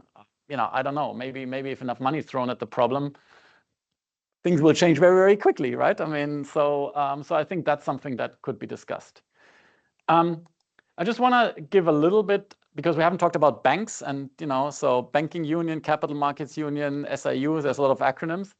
Let me just and it extends very naturally to that. So I'm not telling you anything new here, is that, so if you were to compare the US and Europe in terms of market concentration, and you think market concentration is bad, okay, let's just say that, you would conclude that the US is bad because it's more concentrated. So what should we worry about? Problem is, if you look at Europe at the national level, Europe is much more concentrated. Now the top five guys own 70%. How can that be? Well, the markets are not integrated. There is no, this shows you cross-border lending and domestic lending. So domestic is at around 40% of your balance sheet of a bank, and basically the cross-border is at 0. So we have a lot of these tiny, highly concentrated banking markets that stand in the way, that's our view, that stand in the way of growth. I think who mentioned scale economies? I think it was Rolf. Was it you? I don't know. Yes, it was you, sorry. Scale economies in banking, there's a lot of fixed costs involved. We always tend to think big banks are bad because of the too big to fail. That's a different problem that can be solved. JP Morgan works very well, and it's like 10, 20 times bigger than the biggest European bank. It's not changing in Europe. So ever since the great financial crisis, you see here the number of bank M&As and the volume of the deals that just downward ever since. So it's not happening. And if it's happening, or if it's trying to happen, like in Germany and Italy, yet again, these two rigid economies, you don't just have the legal risk, you actually have the political risk. Because even though the rules are very clear, it's very clear what UniCredit has to do, what the ECB has to do, what BaFin can and cannot do. Suddenly the chancellor goes up and says, well, it's not happening. I mean, it's not exactly saying that, but it's pretty much that. And so, of course, UniCredit worries. I mean, if we start the negotiations like that, how much pain, in this, how much it's going to cost me, as opposed to an environment where basically the politicians stay out of that. But banking is politics, so I think that's an extra dimension that I'm not sure there's a session on politics, but I think next time around, also law, politics, this is all mixed together. Unfortunately, that's why it's such an intractable problem. And that was it. So great session. Thanks a lot for giving me the opportunity to discuss that. I've really enjoyed that, and it's a pity that Carolina wasn't here, but I will catch up with her later on.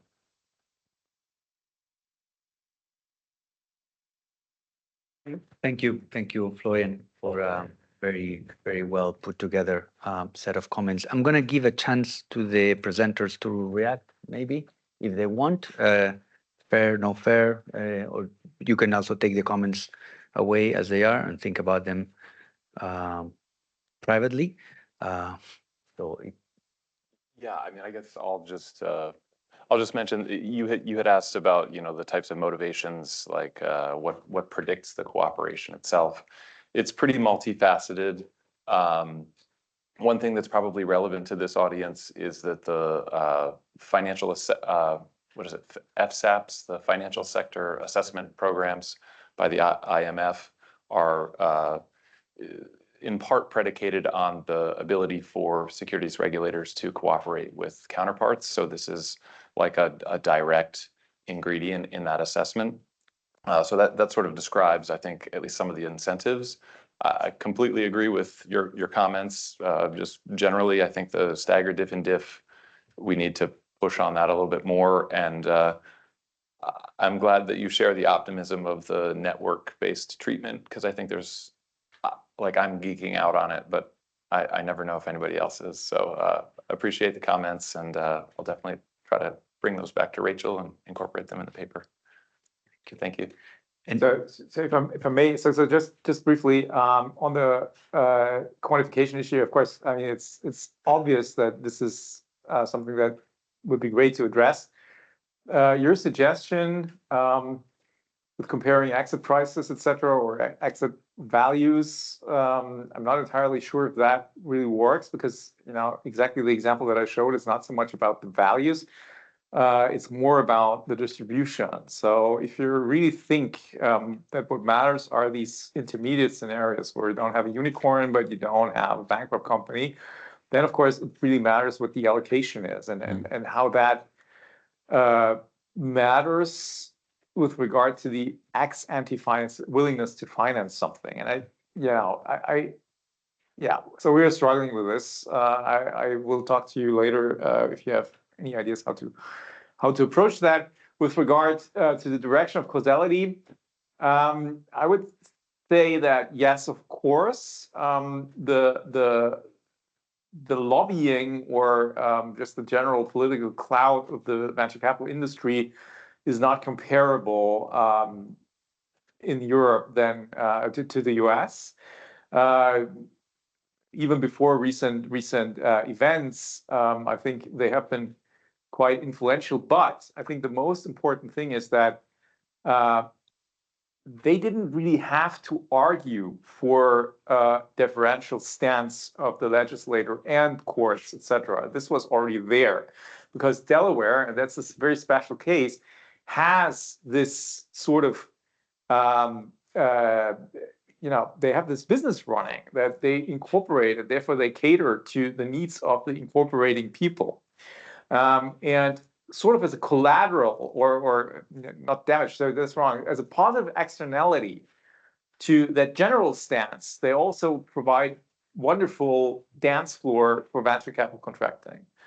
And this is something that is absent, and it's hard to imagine that venture capital could be as strong or strong enough to lobby for the total turnaround if you don't have this stance in general. So therefore, the carve out of this venture capital specific regime is probably the only realistic way of addressing this, that you have something different here. I think that I would leave it here. Very, very good. We're going to open it now for questions from the audience. I see, and there's a microphone that should circulate.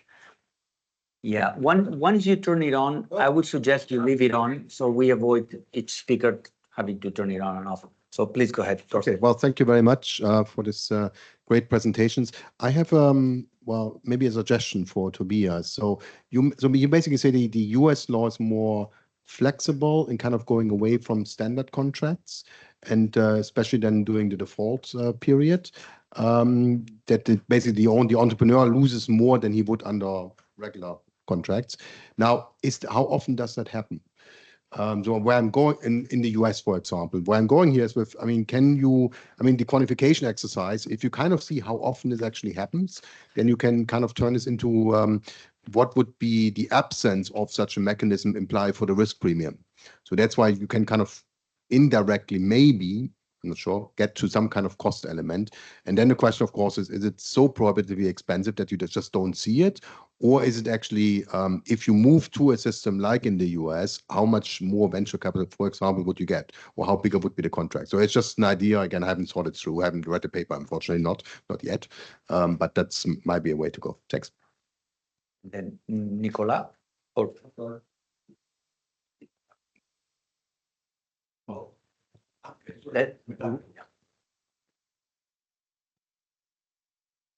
works. Yeah, It works? Oh. Yeah. My question is to Nicholas Aron at the Bruggeland Peterson Institute. My question is to Tobias. A great topic, great paper. I mean, I will read. I will try. My question is about the policy recommendation and the 28th regime, because I guess many people have been saying, and I'm one of them, that politically it's as difficult to achieve a 28th regime as it is to achieve harmonization, because basically your notaries and other, incumbents will fight tooth and nail as strongly to deter or to derail a 28th regime as they would do with full harmonization. And of course, they're politically influential, which is exactly your point. So what makes you believe that this could succeed when the political economy is not very different from the political economy of harmonization? It's not really an academic question, but you get my point. I think it is. And one more question. Well, thank you very much. Matteo Gargantini, University of Genoa. Well, thank you to all the panelists. Actually, I really enjoyed the whole panel. My question is actually about courts, so it has to do a little bit with what Roger said, but it's mostly about venture capital again. 100% on the same page. Actually, Italy really has this kind of issues. We have this rule on the lion's share that you for sure know about, meaning you have the two parties, the two members of the company agreeing on everything, and the court saying, no, you cannot do that because I'm protecting you from yourself. That's the problem there.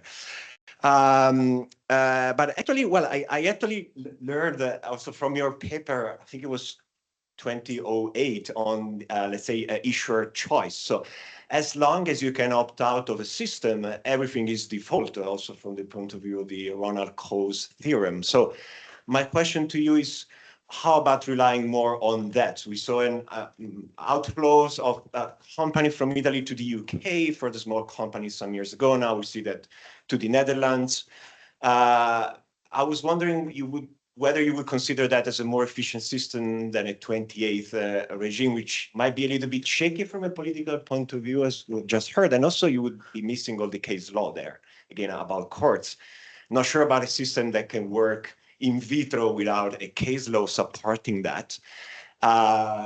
Even though in the venture capital field, informal enforcement systems are more powerful than the formal ones. Still, I'm not 100% sure about that. Thank you. Okay, so Thorsten, thanks a lot.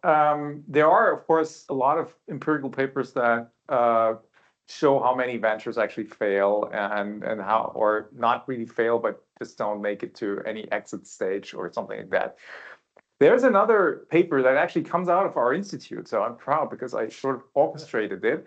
And it's an empirical paper by Bobian and her co-authors. And what they're looking at is actually a case intervention in the US venture capital market, where one court actually struck down a provision in a venture capital contract that was standard and that led exactly to this skewed distribution to the venture capital fund.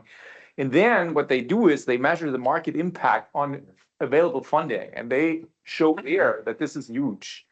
Unfortunately, I would say that the economic magnitude of the effect is so large that it's also not entirely credible. But the thing is that these are the things that you can do if you have one of the rare occasions where we really have a shock to the system that allows you to sort of address the impact of this contractual relationship. Then you can test something. I'm very skeptical when it comes to the big picture analysis, whether you can really quantify that in macro terms. I don't think this actually works.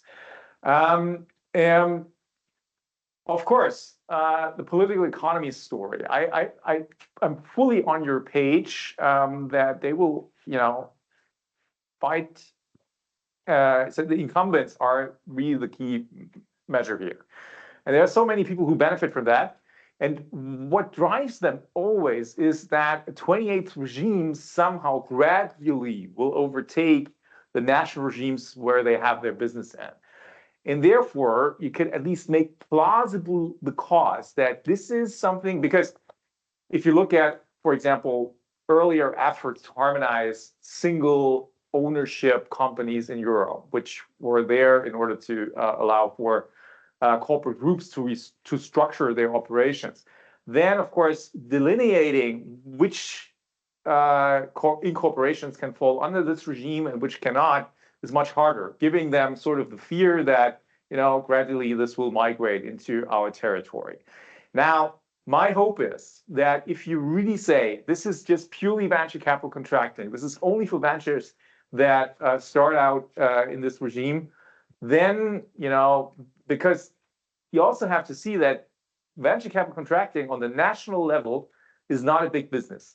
In none of the larger European economies, this is not a big business with regard to advisors, service providers, particularly lawyers. So I would say that there are at least some chances there. Matteo, the opt-out through choice of law, it's in the paper, so we have it there. And what we say is essentially, again, these are relatively small ventures. And if you want to comply in a situation where you operate in one country and you incorporate in another, the costs are relatively high. I give you that. Of course, it's even possible in most European jurisdictions to have your venture incorporated in Delaware. They have friendship treaties with the US. Sounds like something from a different age, but anyway. So the thing is that you can do it, but then of course you increase compliance costs on a daily basis, which makes that at least not at early stages a viable option. We see that at very late stages that indeed ventures from Europe reincorporate in Delaware because they're envisioning an IPO in the US. But for early stages, probably not. Roger? No. Okay. Can I add just because I think Nicola, you put it very nicely, and I think it is actually a deep academic question: is the political economy of harmonization different than the political economy of creating a 28th regime? I think it's not obvious at all from legal point of view, but I mean, I haven't thought about it. Hopefully there is some literature on that. If there's not, well, I don't know, just count the links, right? I mean, and 28th regime scales with N, right? I mean, you only need 27 countries to agree for this new one with the new one. If you have harmonization, you have, if I get my math right, 2 to the power N minus 2. So that's probably 100 or something like that, right? Because you need to have cross harmonization. Everybody needs to agree with each other, at least. And you're shaking your head.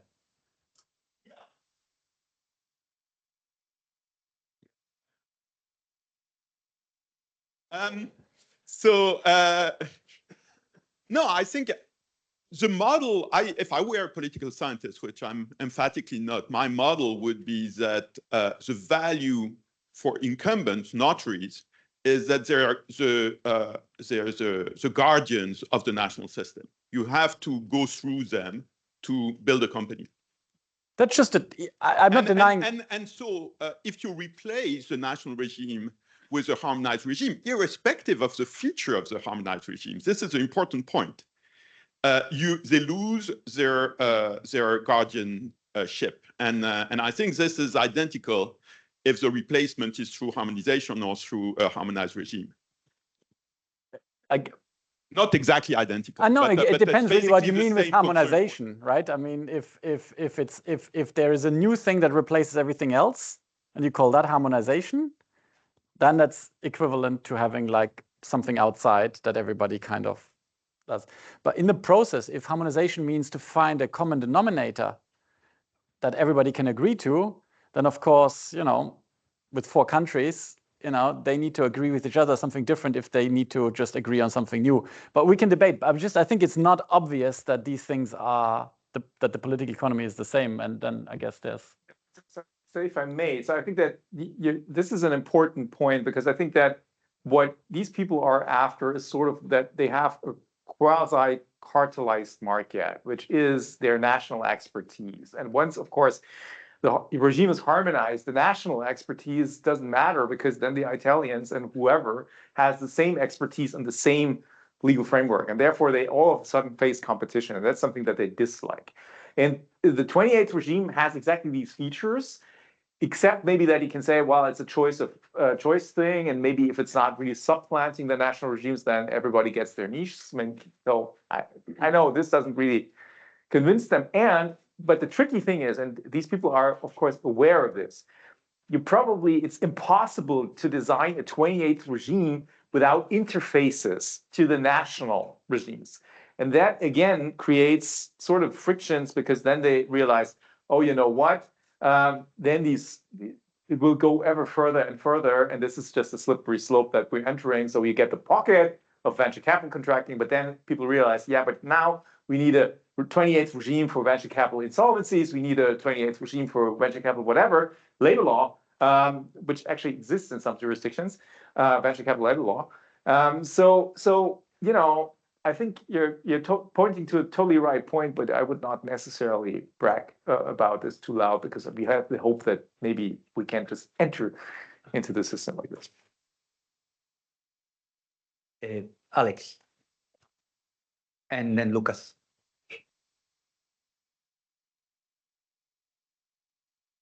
Hi, I'm Alex Pivarski from EBRD.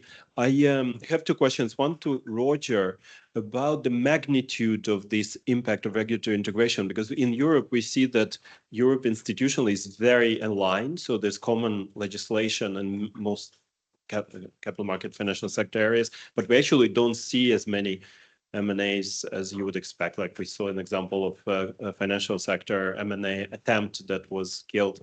And so would be good to hear, like, what impact do you see? How does it compare, for example, to a country like USA, which has common, if you have any reference to literature, which has a cross-state M&As all the time?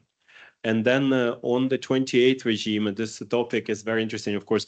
And I wonder, so in EBRD, you know, we work a lot on the countries outside the EU, but also inside the EU. And so some of the countries outside the EU, they attempted to introduce elements of English law with some of this sort of similar intent to try to kickstart capital markets. And some countries that are not in the EU, like Dubai, were quite successful, actually. They were able to introduce elements of English law and then actually keep some elements of local regulations, and it worked. But in some countries like Kazakhstan, it didn't really lead, and partly because this political economy kicked in. So basically, the local market absolutely refused to cooperate or share the assets or, you know, issues. And so the question is, how would 28th regime does have anything to learn from these experiences? How would it work in practice in terms of courts, applications? Would it be specialized courts that would have to implement it, or existing courts would have that mandate, kind of like under EU law, you have to implement certain aspects, and probably within the culture of those courts, it may be interpreted in any way. So would it, how likely is it to succeed? And should we learn from these other experiences outside Europe in general? Thanks.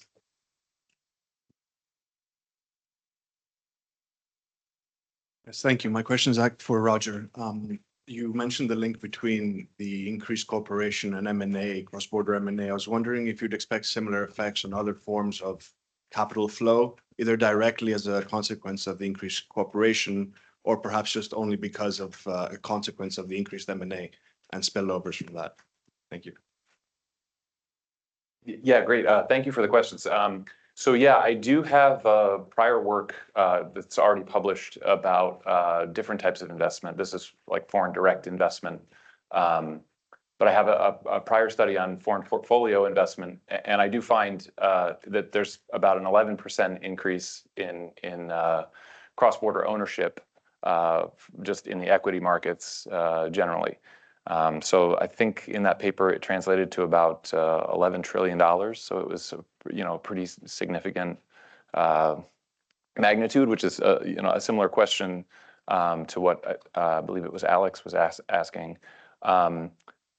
One thing that's a little bit unsettling, and maybe I shouldn't reveal this up here, but one thing that's a little unsettling about when you ask questions about the magnitude is that the different estimation techniques yield somewhat, I don't want to say wildly different, but definitely markedly different estimates. So they're ranging from a couple of percent, say 5% increase in cross-border M&A, all the way up to about 40%. So it's a difficult question to answer because I have multiple forms of cooperation and I also have multiple estimation techniques. So take your pick. Tell me what number you want and I can give it to you. No, I'm just kidding. But it depends on which of those techniques is your preferred technique. Just very quickly on the practicalities of implementing the 28th regime. I mean, come on, you're talking to an academic. So what about the practicalities? But I want to give you one answer. So I think and also Matteo has already hinted at that. I think having a 28th regime as a statutory instrument or something like that, that's just words, right? So this doesn't give you anything. So what really makes a difference is if you can really establish a legal regime with all its network effects, meaning that, of course, the more people use it, the deeper and the more refined your body of case law, your jurisprudence is. And therefore, implementing English law, for example, and it can be any law that is accessible. Unfortunately, there are many, many probably great jurisdictions where we don't have access because we don't speak the language.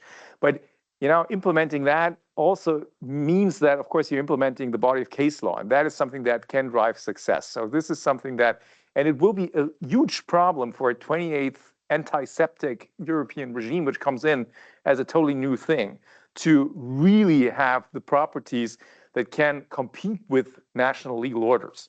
So I think this is not unimportant, but you can, of course, that is why you cannot easily sell, and it comes back to Nicolas' point, you cannot easily sell the 28th regime as something that, it just comes somewhere on top and is just a light touch intervention. You have to come up with an enforcement system, a court system that somewhat also is there. And I think without that, it's doomed to fail because it's going to fall back on the national level again, and therefore we will see national variations in that.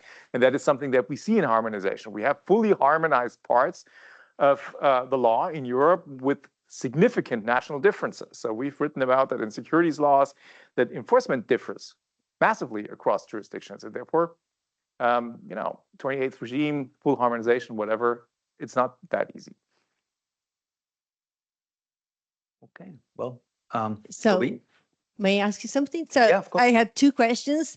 One for the first on M&A. So you don't only have some problem with staggered, but also with self-selection there. You have a lot of selection going on.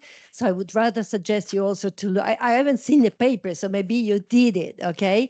But selection matters a lot there with the bias, with the estimation. So you have to go for selection. It's incredibly difficult because you have n by n number, so matrix, a lot of zero, but you have to go through it because otherwise it's going to be really distorted and because they don't match casually. Okay, that's I think is very relevant. Let me go to the other one instead to the other paper. So I got the impression that it boils down to the difference between common law and civil law, mainly. So that there is a difference in some way between, Anglo-Saxon, so American and UK kind of law and the European one. I don't know whether it is easy also to understand how much you would gain by VC. I don't think so. I don't think that the limitation of VC is due to the different law. I think it matters, and it matters a lot, but to quantify it, I think is very difficult. And I would start also to quantify what happens when you do cross-border investment within Europe also, because most of the time you do syndications, first of all, exactly to avoid also a problem with the law in general. And the whole contract, when you compare the whole contract, I'm not a lawyer, I'm an economist, I've studied a lot of contracts in the VCs. So if you compare the VCs contract in Europe and in US are completely different. So they have no bargaining power, mainly the VC in Europe. So they don't get even the downside, they don't get more than 50%. Okay, while instead in the US venture capital, they immediately control it and they decided whether, of course, to close the firms and get the whole control. So I think it's really completely different. I think also vision of the words of the entrepreneurial activity of culture in general or the law in general. So I think it is a great. I think also your proposal is great because you have to go beyond. Okay, what it exists. So I really like the idea, although I'm not a lawyer, but you have to go beyond the national level and beyond what is really used in general. Otherwise, the judge will always be to decide what is relevant or not. Okay. Well, do you want to respond or not? So I'll be polite because I think this distinction between common law and civil law, I don't want to shoot at a dead horse because I think that it has been established in the literature by now that this distinction is just not capturing it. So no. But the difference between the US and Europe, that is there, but it has nothing to do with common law versus civil law tradition, period. And the rest, I fully buy into that. I didn't show you, but we also analyze, of course, the control rights, and they differ massively. And I fully agree. Okay. Briefly. Yeah, just quickly, I completely agree. The selection issue is a problem. We, I think, are taking a unique approach in just saying, if it's a bilateral arrangement, we're just kind of caveating and saying, absolutely, this is not dropping out of the sky. But what we're really trying to base our inferences on is that multilateral structure, and that those network aspects are very useful in mitigating that self-selection, because what it does is it, like with the example that I described, it sort of limits the self-selection to a handful of arrangements. And we're basically just right now saying, it's true that maybe less than 1% of those arrangements could be endogenous in nature, but we think that our estimate that's going to be counteracted by all of those other ones. So it's kind of a different approach. It's not like a two-stage. We're not modeling it or anything like that. We're putting a lot, and we think that that's kind of the unique aspect of the paper is that network-based treatment. But I take your point. Yep. Okay. Excellent. We'll leave it at this for now. We're standing between the audience and lunch. That's a very difficult place to be. So Tobias, Roger, Florian, thank you so much for this session. I think we're breaking up now for 1 hour maybe, or no, we're coming back at what time? To our nice lunch buffet, and we will reconvene at the 1:45 to 2. Okay, 1:45 Yeah. back here. Thank you so much.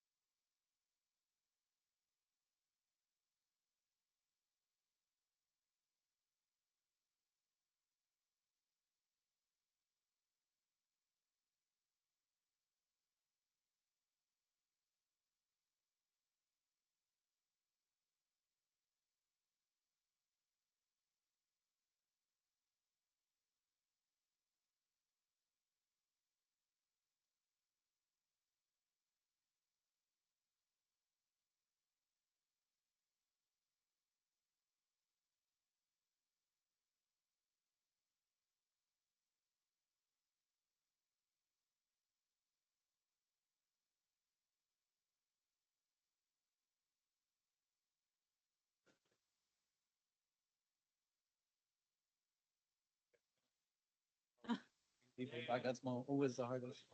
We are getting started.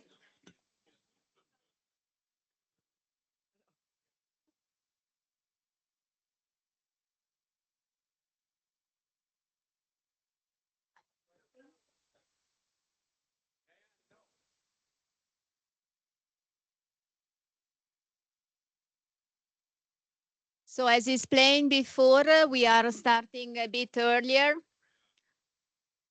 because Carolina is still flying, and we will accommodate her presentation after this panel.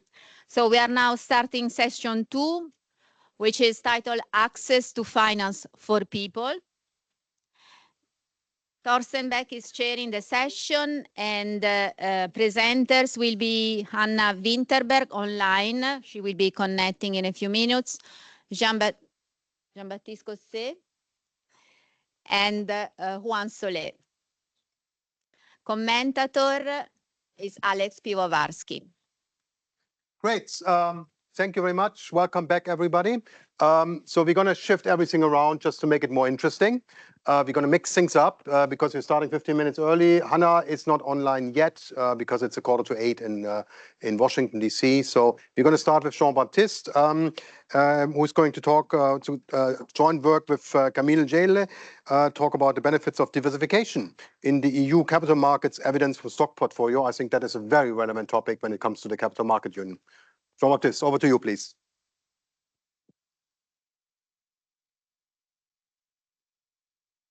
Good afternoon, and thank you, Thorsten, for inviting us to present this paper joint with Camille Gele at the Banque de France. I just want to say that the usual disclaimer applies for this paper, and it's our own views. So in this paper, we try to make a little experiment, which is to determine whether individual investors within the EU could benefit from the capital markets union. So what we do more precisely is to use data about listed shares to determine whether investors in the past 10 years could have improved the performance of their portfolios by more diversifying their portfolio. So let's start with some motivation for this paper. So as you know, there is a persistent home bias in the EU in the past decades, especially since the 2012 crisis, where we've seen declining deficits in southern European countries, which used to be financed by northern countries. It's this decline of intra-euro area current account imbalances. So what we wanted to do in this paper is to think about the different benefits we could get from fostering cross-border investments, especially, you know, this risk-sharing benefits from more cross-border investments would be to share more the impact of common shocks and idiosyncratic shocks. It will also improve the allocation of savings, especially to benefit to those Eastern European countries where the level of corporate investment declined in the past decade. And our topic today is the third benefit is to how more diversification could help improve the performance of investors' portfolios. So in this paper, we have 4 main contributions. The first one is to work with a realistic portfolio optimization. So we will try to define optimal portfolios using realistic constraints on the size of weights we apply to the different countries in the portfolio. We will detail that later. We will compare those optimal portfolios to a realistic reference portfolio. So we will try, usually models compare the performance of optimal portfolios with fully domestic portfolios. In our case, we will define a slightly different portfolio, which we think is more realistic. And the third way, it's more realistic. The way we perform this optimization is we only use past information to build optimal weights. We don't consider that the future is already known for investors. We only take the past 3 years to define optimal weights for the next period. A second important contribution is to focus on EU countries. Most previous studies do that at the global level, but very few focus on EU countries. A third contribution is also to include some additional constraints on institutional quality and political risk, because we don't want our portfolio to imply that investors take more risks or accept a lower institutional quality. And our fourth contribution is to check whether the performance works is still as good when we observe high volatility levels on financial markets. So we will also check that with different results for lower and higher volatility periods. So I'm going to quickly present the data we use. So we work on 21 EU countries on listed shares with daily data on the past decades or a little bit more.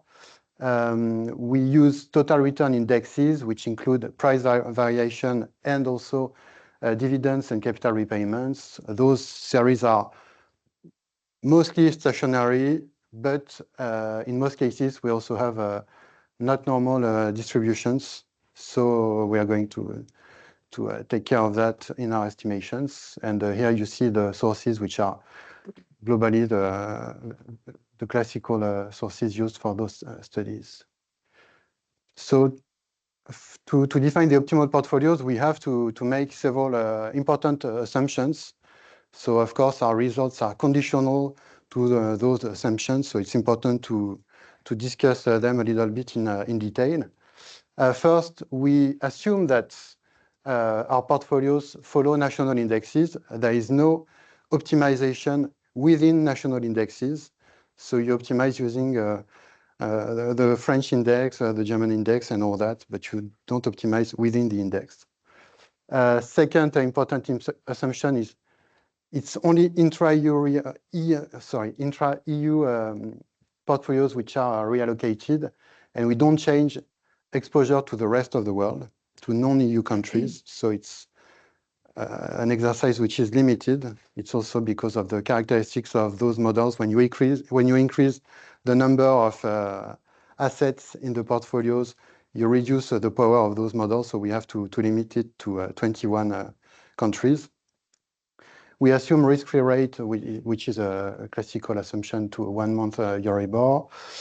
And to define our reference portfolios, which is our benchmark, we are going to compare optimal portfolios to this benchmark portfolio, to this realistic reference portfolio. We are going to try to determine what would be the allocation of a representative investor in each country. So to do so, we use CPIS data from the IMF, which give us the allocation of portfolio investments for global countries.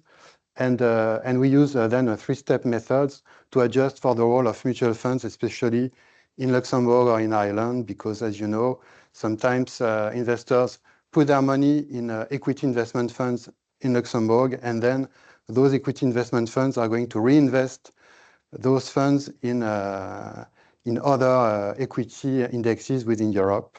So we are calculating that. We take into account this issue.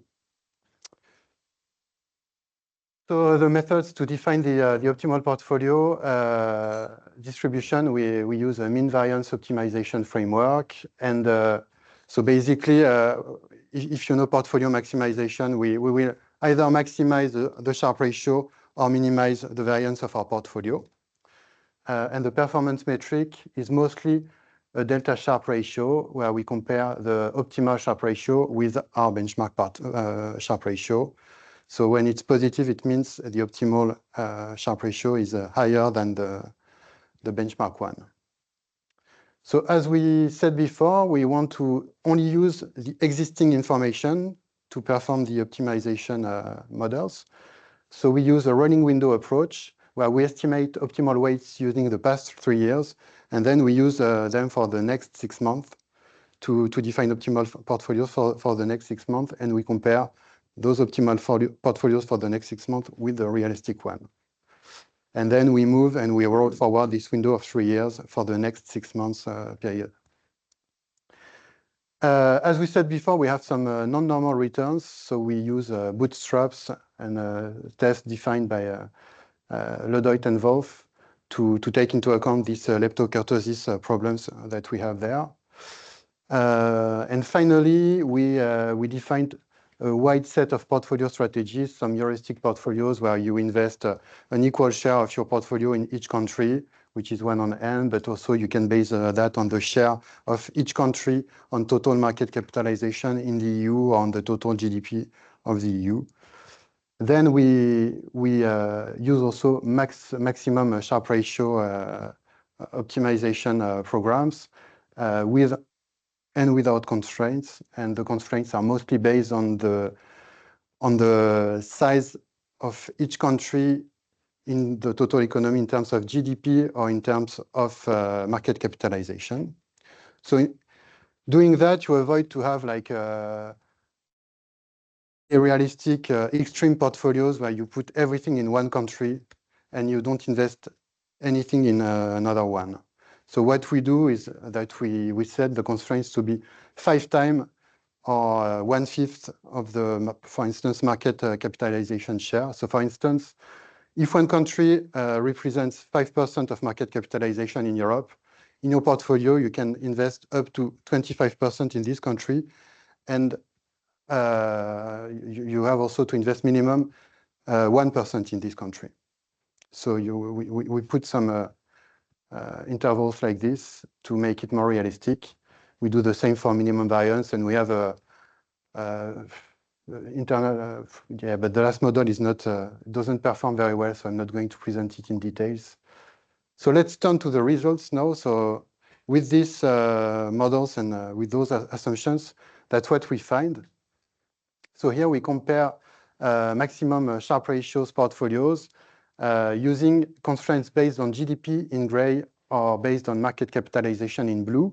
And for those 8 countries, we find significant gains of portfolio diversification within the EU, meaning that investors in those, the representative investor in each of those countries could have significantly improved their performance, the portfolio's performance in the past decade. Those countries account for more than 50% of the total investment in listed shares within the EU. So it's quite a significant results, even if it's only half of the countries. For the other countries, we are not that far away from the 10% limit, but we don't include France, which is which would have improved a lot the results. So what does it imply for the allocation of our portfolios? We see here that for Central and Eastern European countries, it would imply investing much more in those countries where we've seen before that we observe low corporate investment levels since the 2010s. So it would benefit those countries where investments are lower. Depending on the constraints we use, it would imply investing up to 21% of our portfolio in those countries to get these optimal results. Am I late or 8 remaining? Yes. Okay, it should be okay. Thank you. So let's turn now to the level of volatility. So we want to know whether the results hold when we have high volatility. To do so, we use the VSTOXX index, which is based on implied volatility on markets in Europe. And we define 5 quintiles. And we perform the same optimization models for each of these quintiles of observations.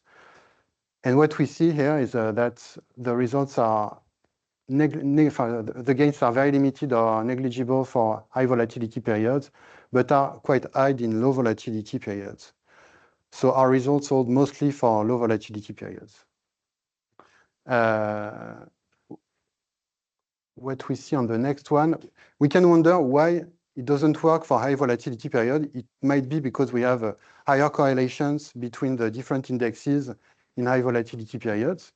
So to determine whether it's the case, where we just looked at the past 2 crises we experienced in Europe.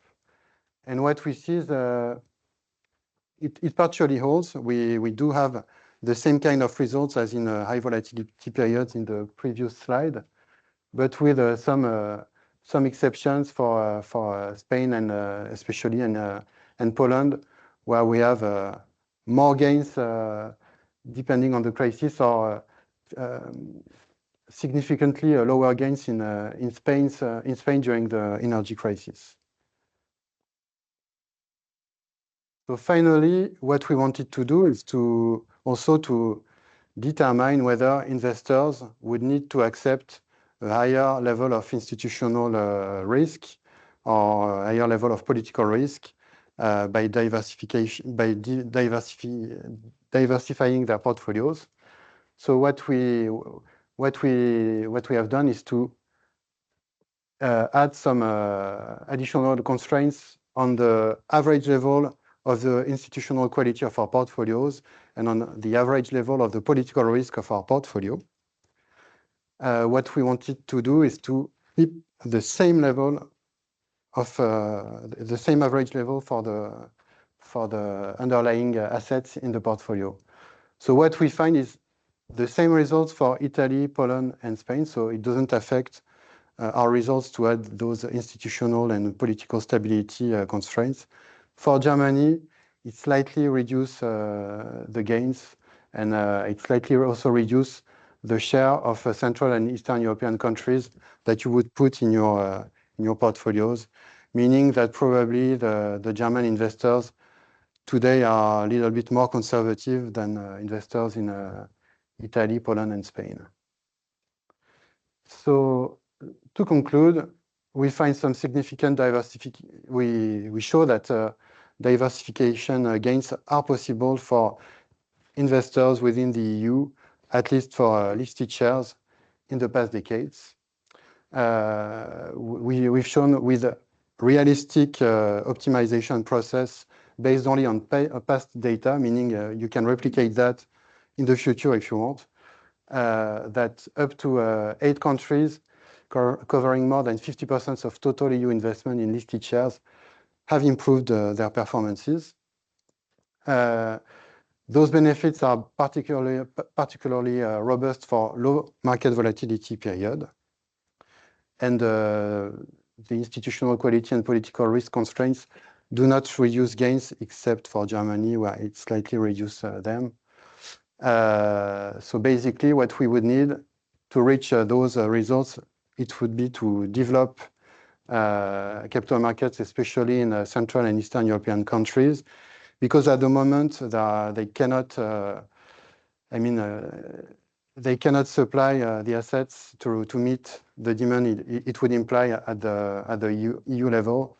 So that's why our message is, yes, we would benefit from encouraging more cross-border investment, but we would also need to develop more capital markets in Central and Eastern European countries.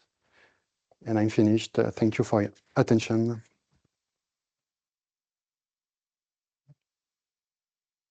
Thank you very much, Jean-Baptiste. We are now going from equity to bond markets, assuming that Hannah is online. Let's see. Hannah? Yes. Oh, wonderful. Great. Welcome. Welcome. Thank you so much. So we're now gonna go get a little bit of a more skeptical view, talking about how the bond markets in Europe would look like if there were a well, I guess we could call it bond market union. Well, if there were a unified bond market, let's put it this way. Hannah, over to you, please. Thank you so much. Can you see my screen? No, we can see you. And we can see the IMF headquarters. Okay. Now we can see your screen. Yes, indeed. Oh, wonderful. Somebody put it on. Thank you so much for your assistance.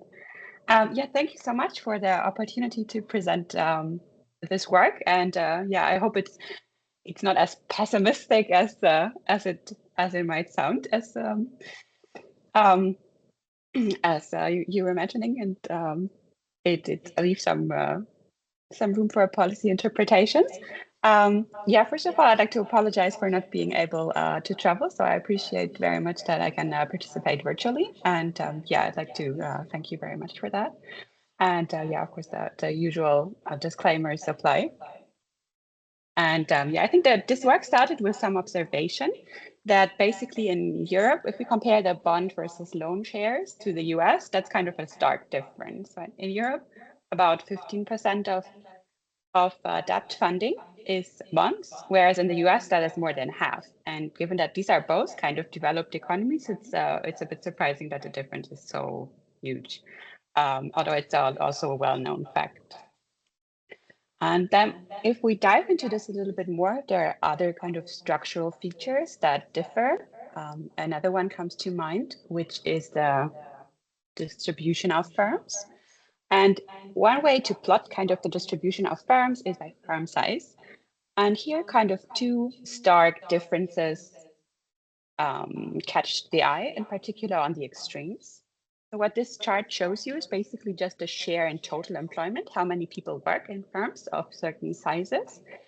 And you see kind of two bars are kind of eye-catching. The one all the way to the left, which is in blue for the euro area. So there's a huge mass of firms that are pretty small compared to the US, which are the green bars, which is all the way to the right. There we see that there is a much larger share in these very large firms. And if we look at the total distribution, we can also plot this in other ways. That is a picture that emerges in our ways of plotting this. That in the US, those very large firms, you could, for example, think of Walmart, they are much more prevalent than in Europe, where we have all the single country firms that have a smaller scope and therefore less employees in this way of plotting it. And yeah, that has natural implications for their debt choice and for their banking behavior.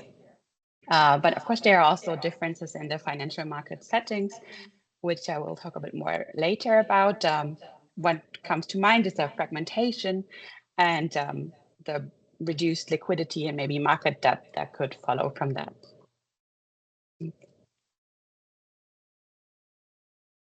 To kind of give you a quick overview of what I do in this paper, so the question is whether this choice between bank loans and bond funding in the euro area versus the US, to what extent this has to do with these distributions in the two areas. And to do this, I collect like a unique data set of firms' funding choices, and then I use a theory model that I take from the literature, mostly to compute counterfactuals and to see how much it would differ if we had different financial market settings.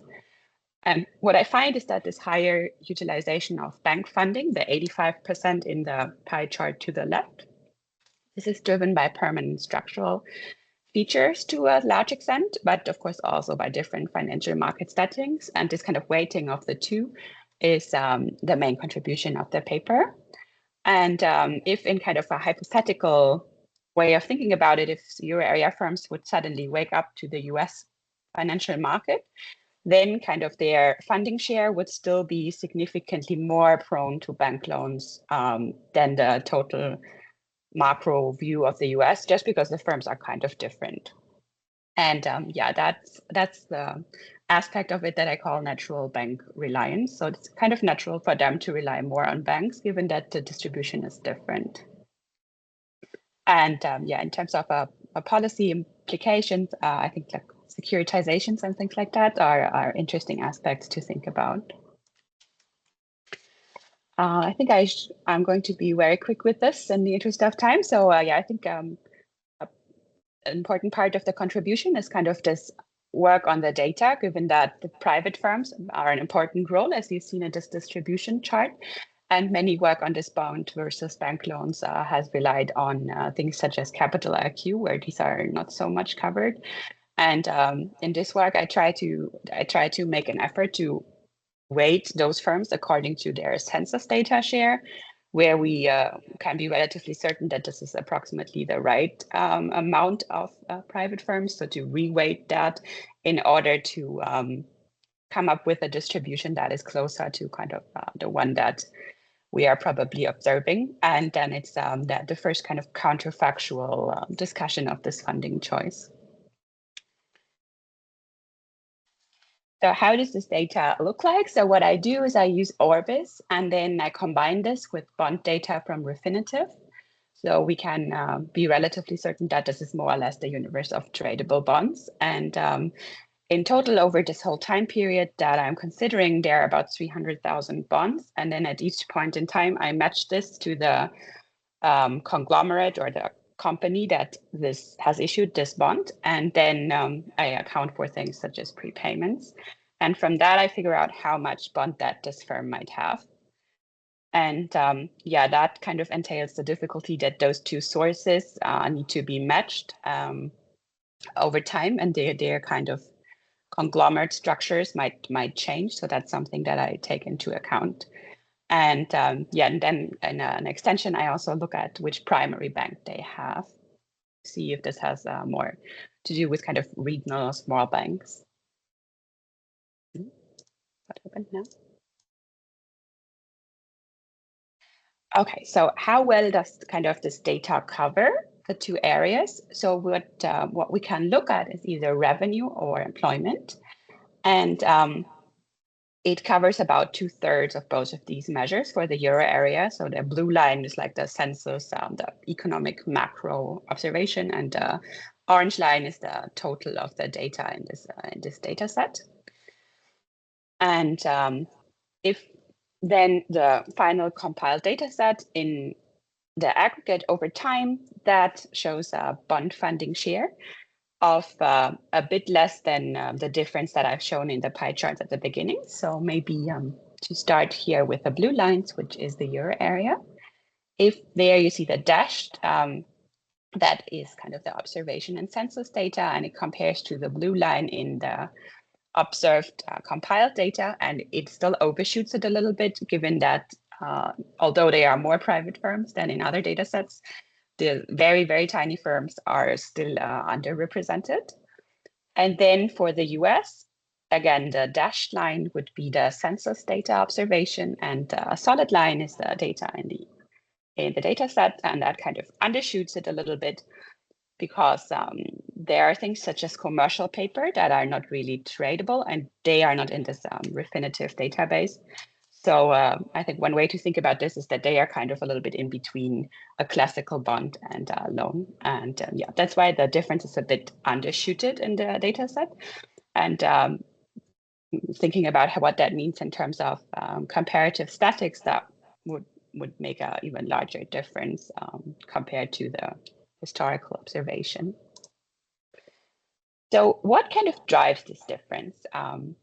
Just as kind of a motivation, which things should be taken into account in this counterfactual analysis and the theory model, I run some motivational regressions on aspects that the literature has suggested that drive the decision to either issue a bond or a loan.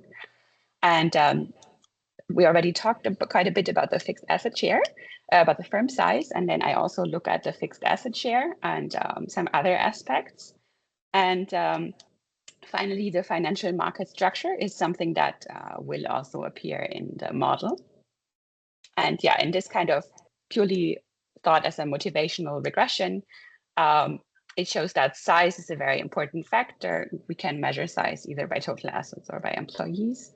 And then fixed assets is something that is quite important, and both kind of indicate the higher, the more bond funding. So the higher the firm size, the more bond are being issued. That is, I guess, not surprising. But then also what we see is that when there are more fixed assets, then there is more bond funding.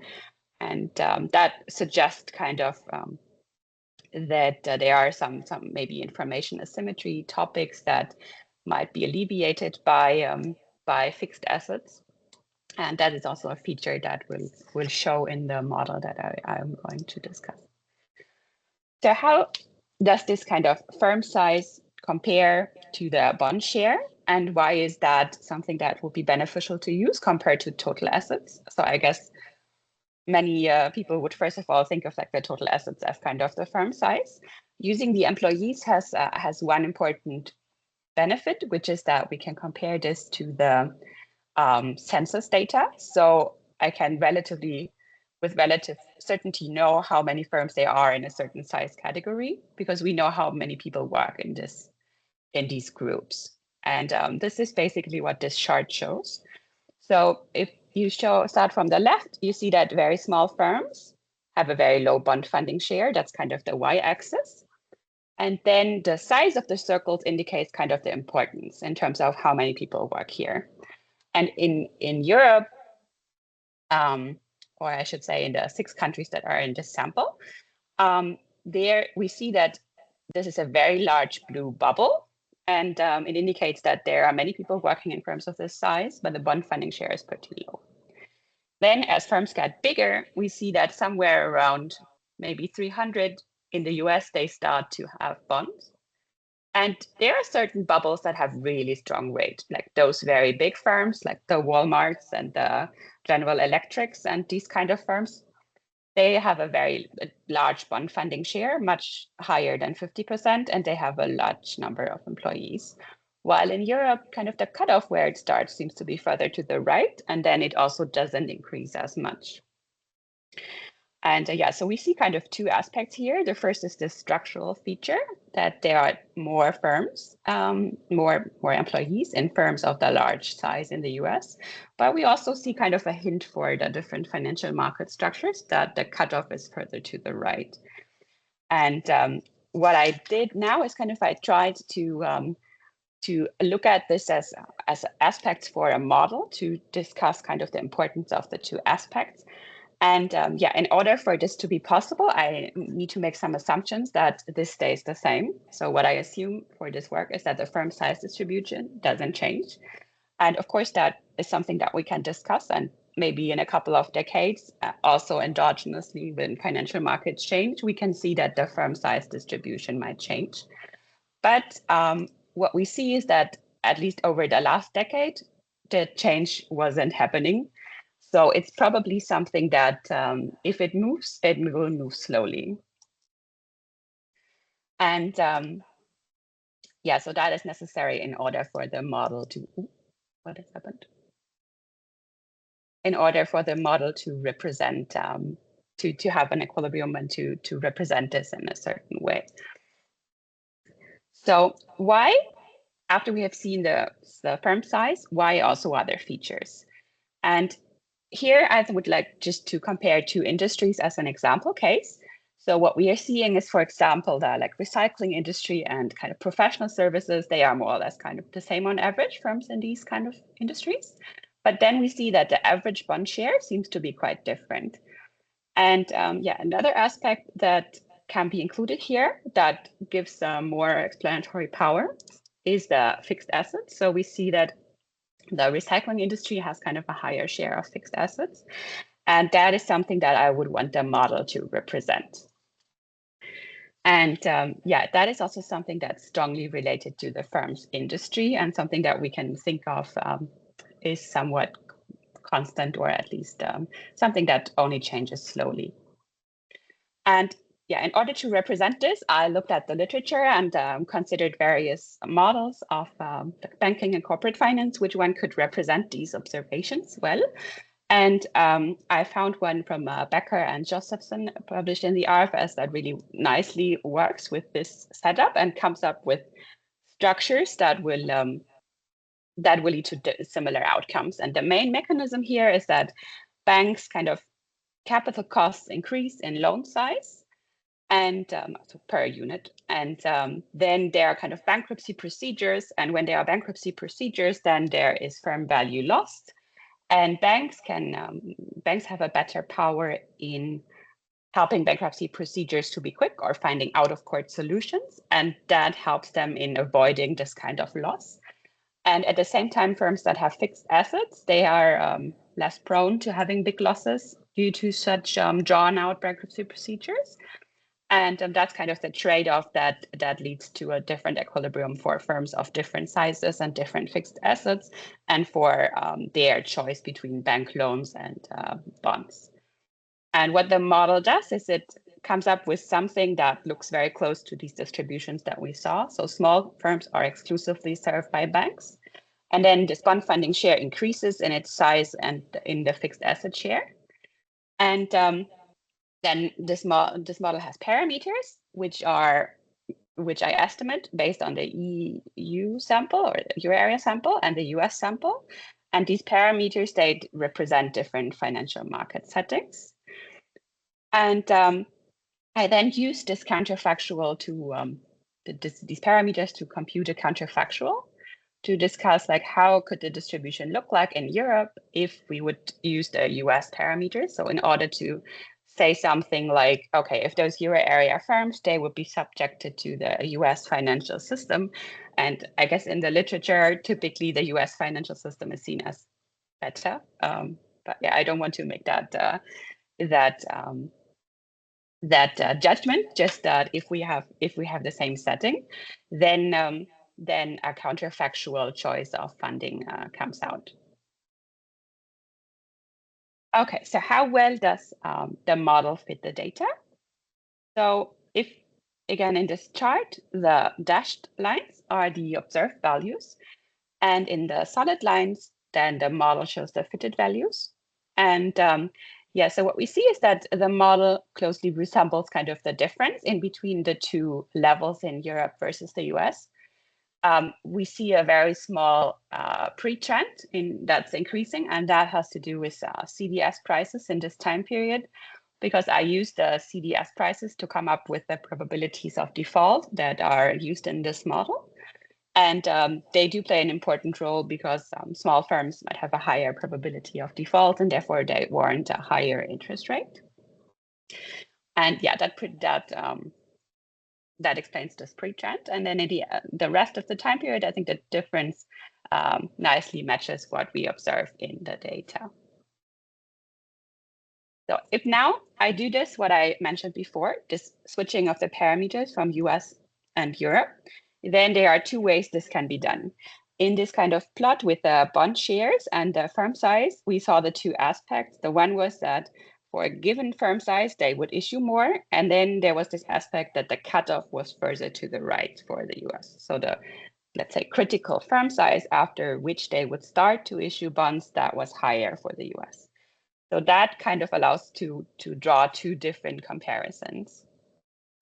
So starting from the thin blue line at the bottom, which is the observation in the data, I can first change this constraint that that given a certain firm size and fixed asset parameter, of course, the firm would issue more bonds. That will bring us from that line to the dotted line. So if those firms, given their firm size and they are already issuers, they would issue more. That increases kind of the bond funding share by quite a bit. And if then additionally I allow this cutoff to move,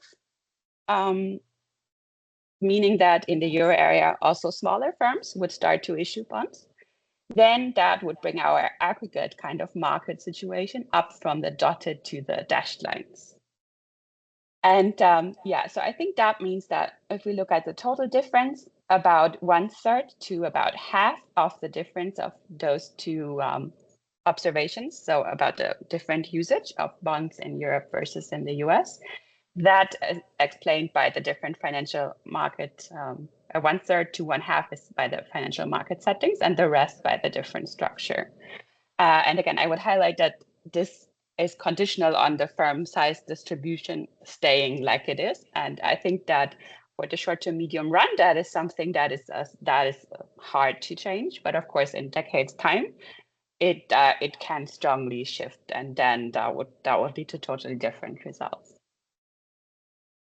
And yeah, to conclude, that analysis suggests that if those Euro area firms, they would have better financial markets, or not to say better, more closely to the US system, then they would still rely heavily on bond funding because they have different characteristics in the aggregate.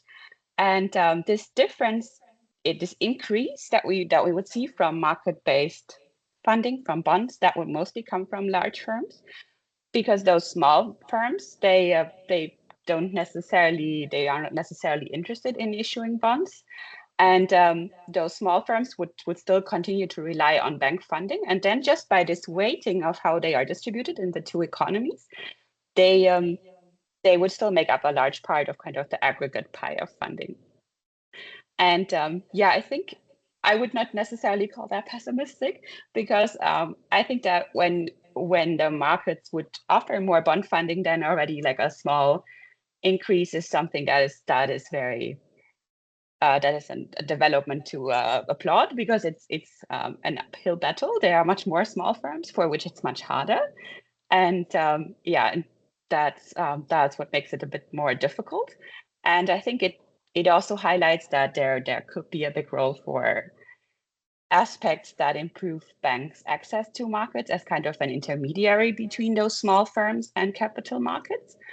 And yeah, again, I think I would like to point out also in view of the distributions over time that this is something that in longer periods can change. If we have different financial markets, maybe the distribution would also change, also in relation to other policies that are happening. And yeah, that will kind of be an endogenous thing that over time can move, and then kind of the outcome will of course adjust also over time. I think I'm running out of time. Thank you so much for the opportunity to present this paper. I'd be happy to answer any questions later. Thank you. Thank you very much, Anna.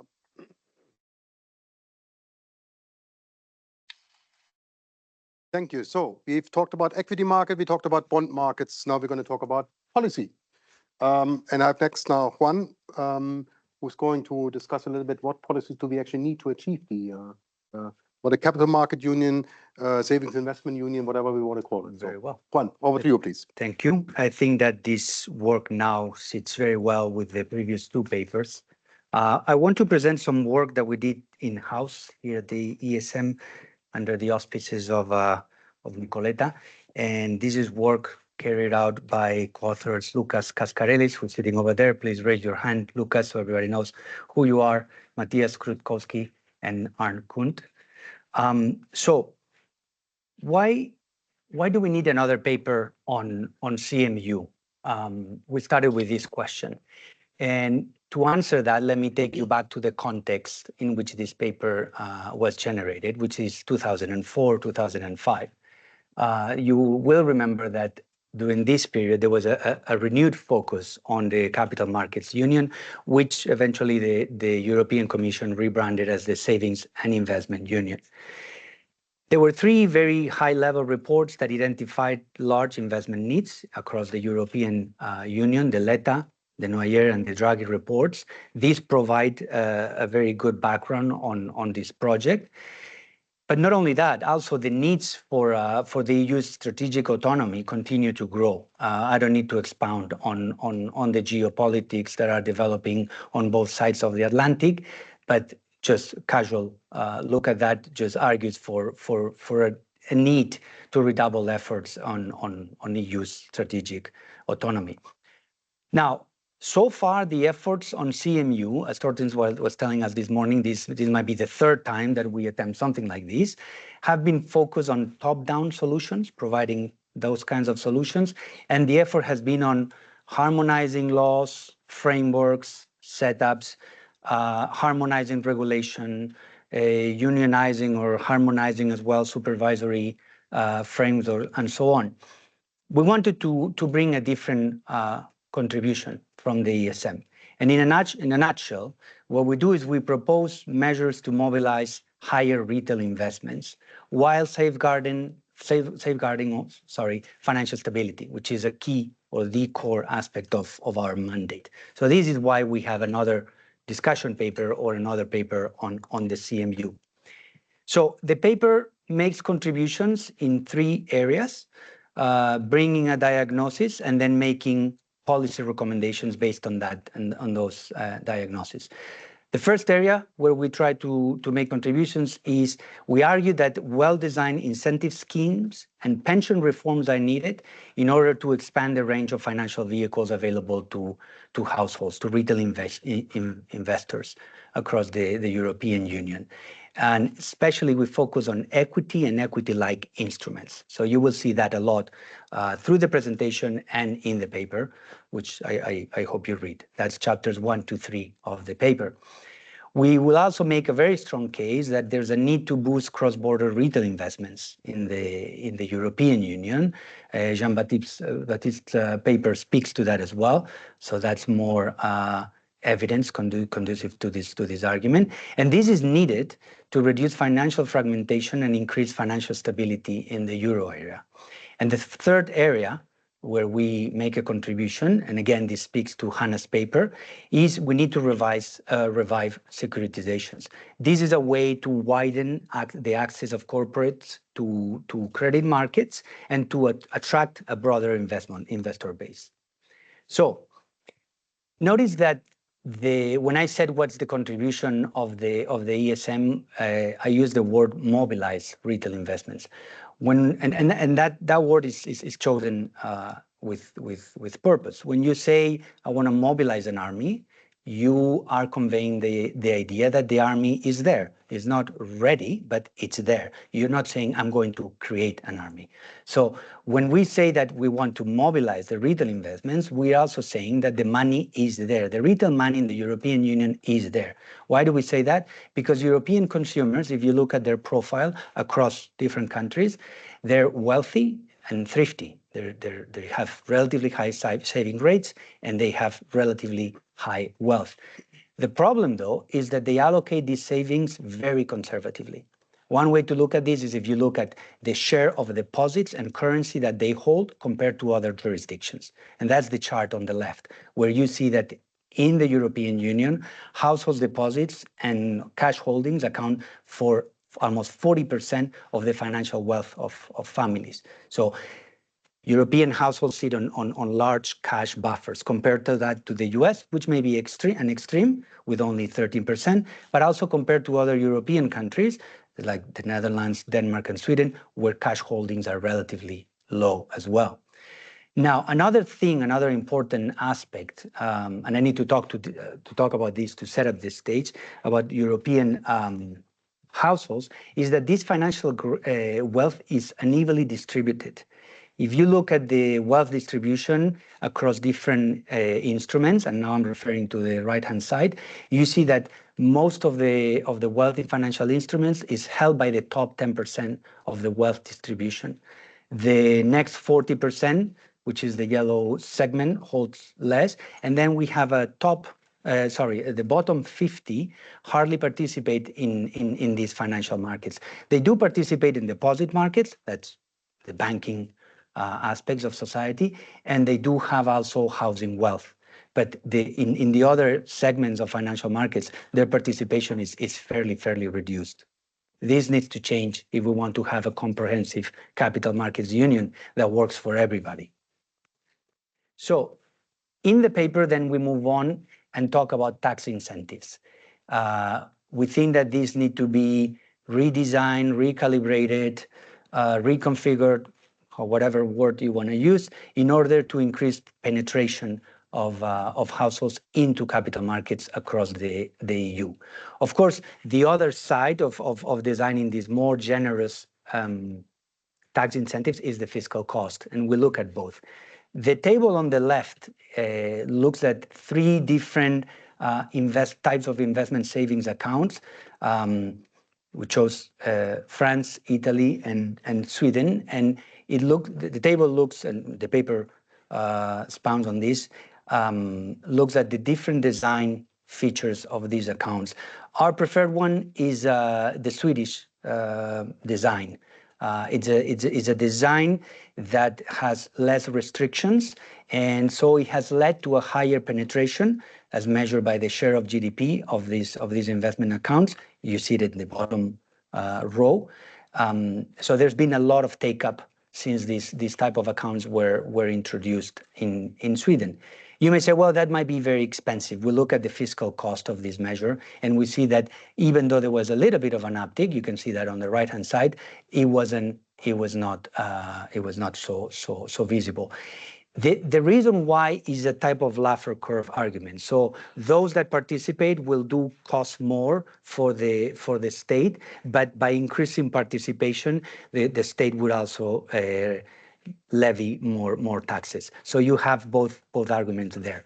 We don't go into the specific calibration of how this needs to be quantitatively, numerically in the paper. We leave that up for the next round of investigation, but we point in that direction, and we think that this is a very important aspect of this design.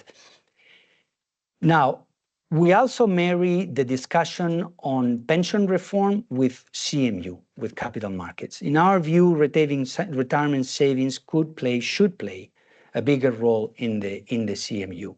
And the case around this is relatively easy to make. If you look just at how funded pensions vary across countries, and you see that assets earmarked for retirement are higher, tend to correlate negatively with the generosity of the pay-as-you-go schemes, which you have on the map. So the more generous that the pay-as-you-go pension systems are, the less developed that private pension fund market tends to be.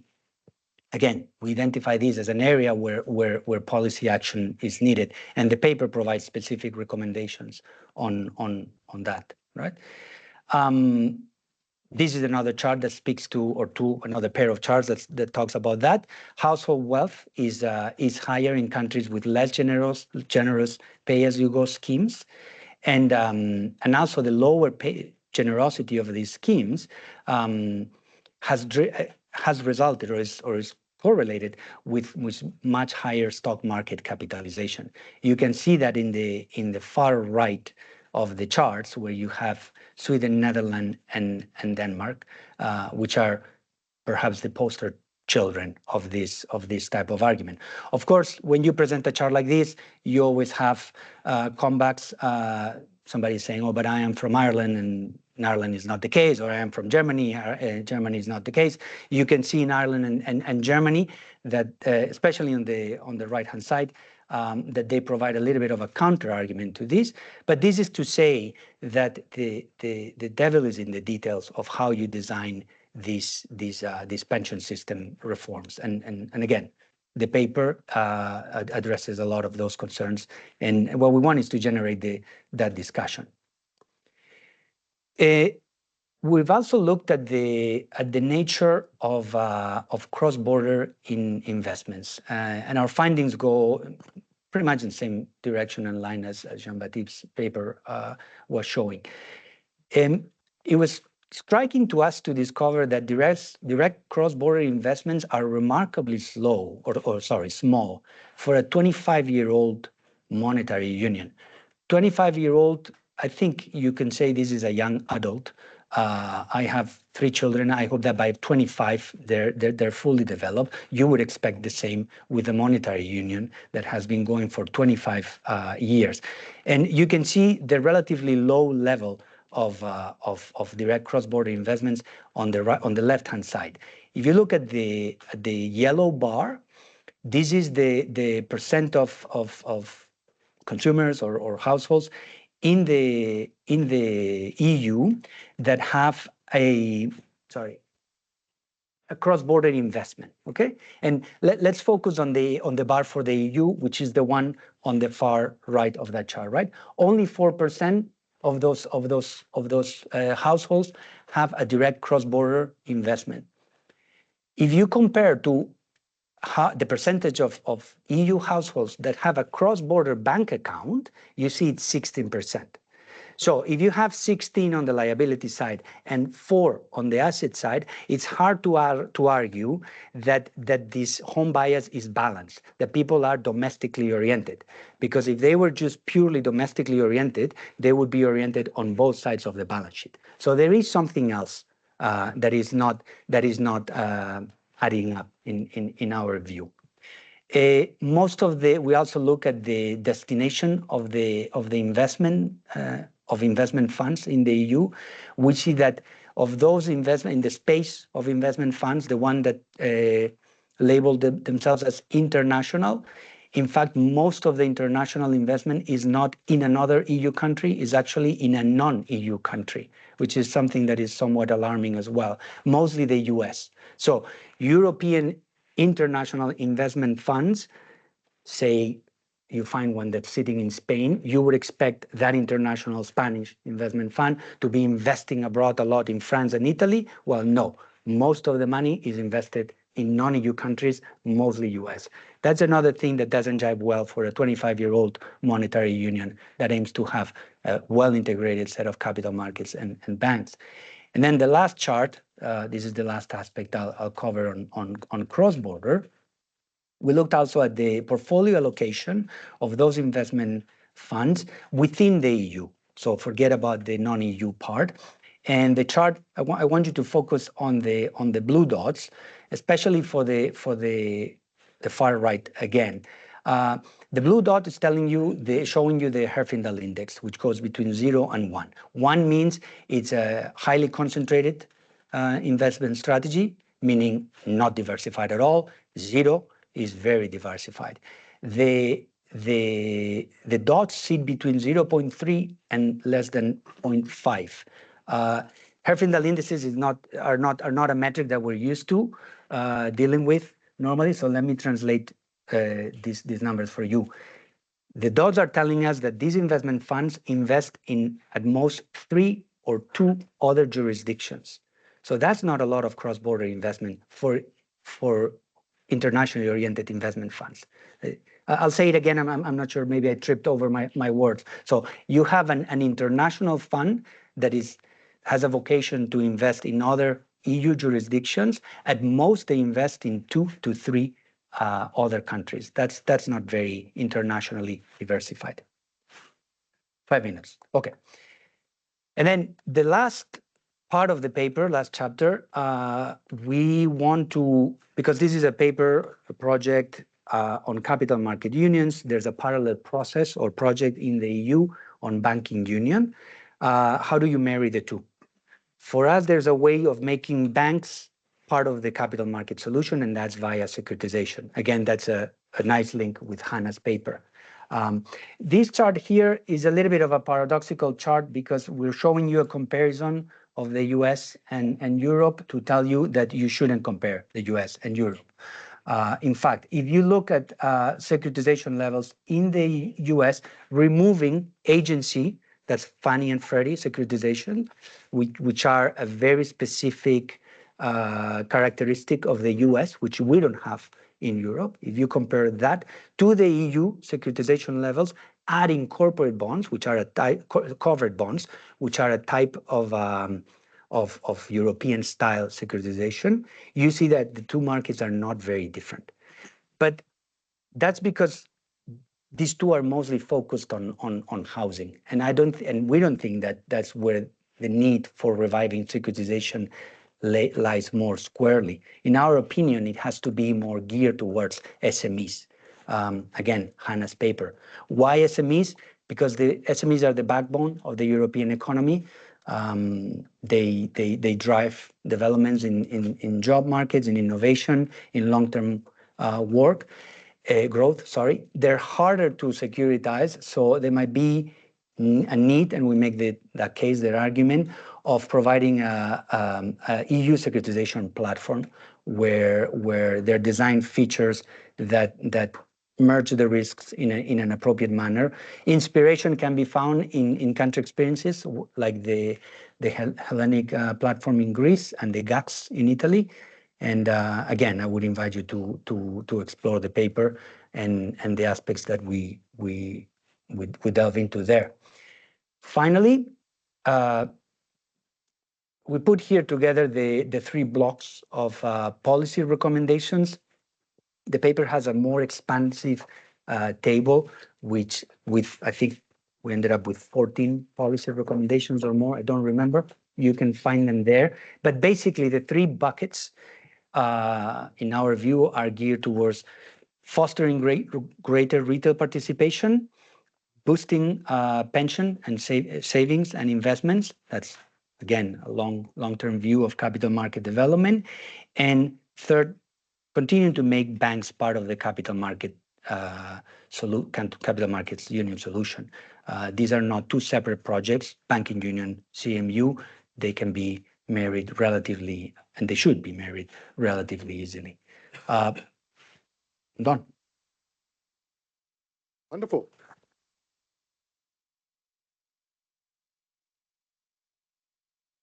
Thank you very much, Juan. And now Alex is the one who will do the marvelous job of putting everything together. Thank you so much, Thorsten, and thank you everybody for inviting me. It's a difficult task to respond to this very interesting range and kind of range of difficulty academic and policy papers. But I will start by maybe just saying a couple of words where I'm coming from and what the perspectives I'm bringing. Well, so in the EBRD, we still have around 10 countries in the European Union, and we also work in around 30 countries outside the European Union. And we have a specialized team dedicated to capital markets development, which I have led for a few years. And I'm coming also from academic angle, looking at the institutions and financial development, etc., in the past, and looking at the impact of cross-border banking stability in the crisis, in 2008 crisis, Vienna Initiative, etc. So having this kind of baggage, bringing it to the perspective of, let's say, our team that comes from the angle of, indeed, the need to focus on strategic autonomy of the EU, need to create the environment for these countries to grow, including in the EU, including in particular smaller, relatively new member states that whose convergence has slowed down. The need for the instruments to benefit more people, so the capital market to benefit more people, because it's clear that the banks alone do not create the upside. They don't. So as a result, most people don't share in the upside, and also restart convergence of the new member states. So they feel like they are benefiting from this capital market integration, financial sector integration overall. And so a few comments that my team and I have kind of generated are here. So first of all, we were very pleased to see the paper on the benefits of capital markets union for to see that the opening the market and engaging this Central and Eastern European market could be beneficial for the investors in the, let's say, core, in the old Europe. And the authors convincingly demonstrate the benefits of CMU for investors. This, of course, is something we've believed for a long time, and it's good to see empirical evidence suggesting that is really the case. There's some things to consider, though, in this context, and one is the topic of transaction costs. So, in general, it appears that transaction costs in the capital markets in Europe are higher than in the United States overall. And the transaction costs, they have two aspects. One is the pure transaction cost related to market infrastructure, cross-border transfers, etc., and related. But another one, I would call it, we could refer to it as liquidity. So, as these markets are disconnected, they have different degrees of liquidity, and that translates into a form of transaction cost for investors. So it would have been interesting to hear what is a kind of like maximum amount of transaction costs that could be tolerated before the benefits of these cross-border investments for core European investors would be eroded. The issue, another question and related question is the role of allocation by institutional investors to these markets, so which is a kind of a separate angle from the role of individual investors. And institutional investors, they seek certain types of instruments or structures in these markets. They want to see local investor bases, so they're not purely looking at cross-border investment stocks, but the local investor bases, and they're also looking at how these markets fare in terms of consolidation of infrastructure, etc. This maybe second point is more related to really the last paper on policy, so we'll come to it a little bit later again. And then on the natural bank reliance paper, it's a very interesting paper. And actually in our team, we had both a kind of very optimistic and slightly, critical perspectives. On the, first of all, it is very helpful to see empirical evidence demonstrating the sort of potential gains for capital market development in terms of kind of distribution and access of firms to different instruments. And so my general takeaway from this paper is that it is going to be relatively limited, but in a short time. And I would call 10 years as a very short time for capital market development. So if we look at the 40-year horizon, this might be different because it may actually have an impact on evolution of the whole economic structure. And because the population of firms will have changed. And but actually when we looked at this, 1/3 of the gap could be covered by institutions or markets evolving to the state of the US, that actually is translating into a very large nominal amount, which could range depending, and maybe Hannah could correct me, but it could range for the overall economy somewhere between, it looks like between 10 and 10 trillion euros. So really very large amount. So we shouldn't be particularly pessimistic that it's actually a very large amount given the state of the economy, the size of the economy. And a few questions would have been good to have answered based on this paper, and that is whether the access to capital markets would vary according to the type of firm. So there's, as we know, one of the reasons the Capital Market Union initiative has become so appealing once again is that there is a perception in the EU that innovative firms or firms which have very little fixed investment, so the ones, for example, IT firms, fintech and tech firms, that they as soon as they reach certain size, they migrate to the North American market or somewhere else. But it tends to be the US. So what would have happened with firms that are fast-growing firms, the new types of firms, of which unfortunately there are very few in the EU because they quite rapidly seem to transition and become American firms. And so they just do kind of production in the EU. So it'd be good to really know whether that would be different. Second question would be, how whether this access to bond market, how it connects to the equity market, because the experience shows that capital markets develop in a sort of a pyramid, and usually equity markets follow bond markets. And so if that is indeed the case, then we need to look at the combination of bond market and equity market, because one of the challenges we see in our region, and it is clear that it's a broader challenge for the European Union, is that companies grow more slowly here because they have to rely on internally generating capital for much longer than American firms. So American firms have earlier in their life cycle, have access to equity presented by others. So this sort of diversification opportunities. And so would have been nice to see whether there is some kind of combination of equity, access to equity and bond market at the same time. And finally, a question for the long run is whether there is indeed in the very long run, a correlation between market structure and capital market development on the product market side. So would there have been actually a different structure of firms if over the long run, European Union had US-style capital market? So there are quite a few questions to be explored, but I would say we shouldn't despair. Actually, if we develop, we could have quite a lot of capital market access in the European Union if we could establish institutions that are more, let's say, comparable to the North, and also do other reforms that I mentioned in the third paper. So the third paper, of course, is very much close to the type of work we do in our team in the EBRD, and also very much aligned with our thinking.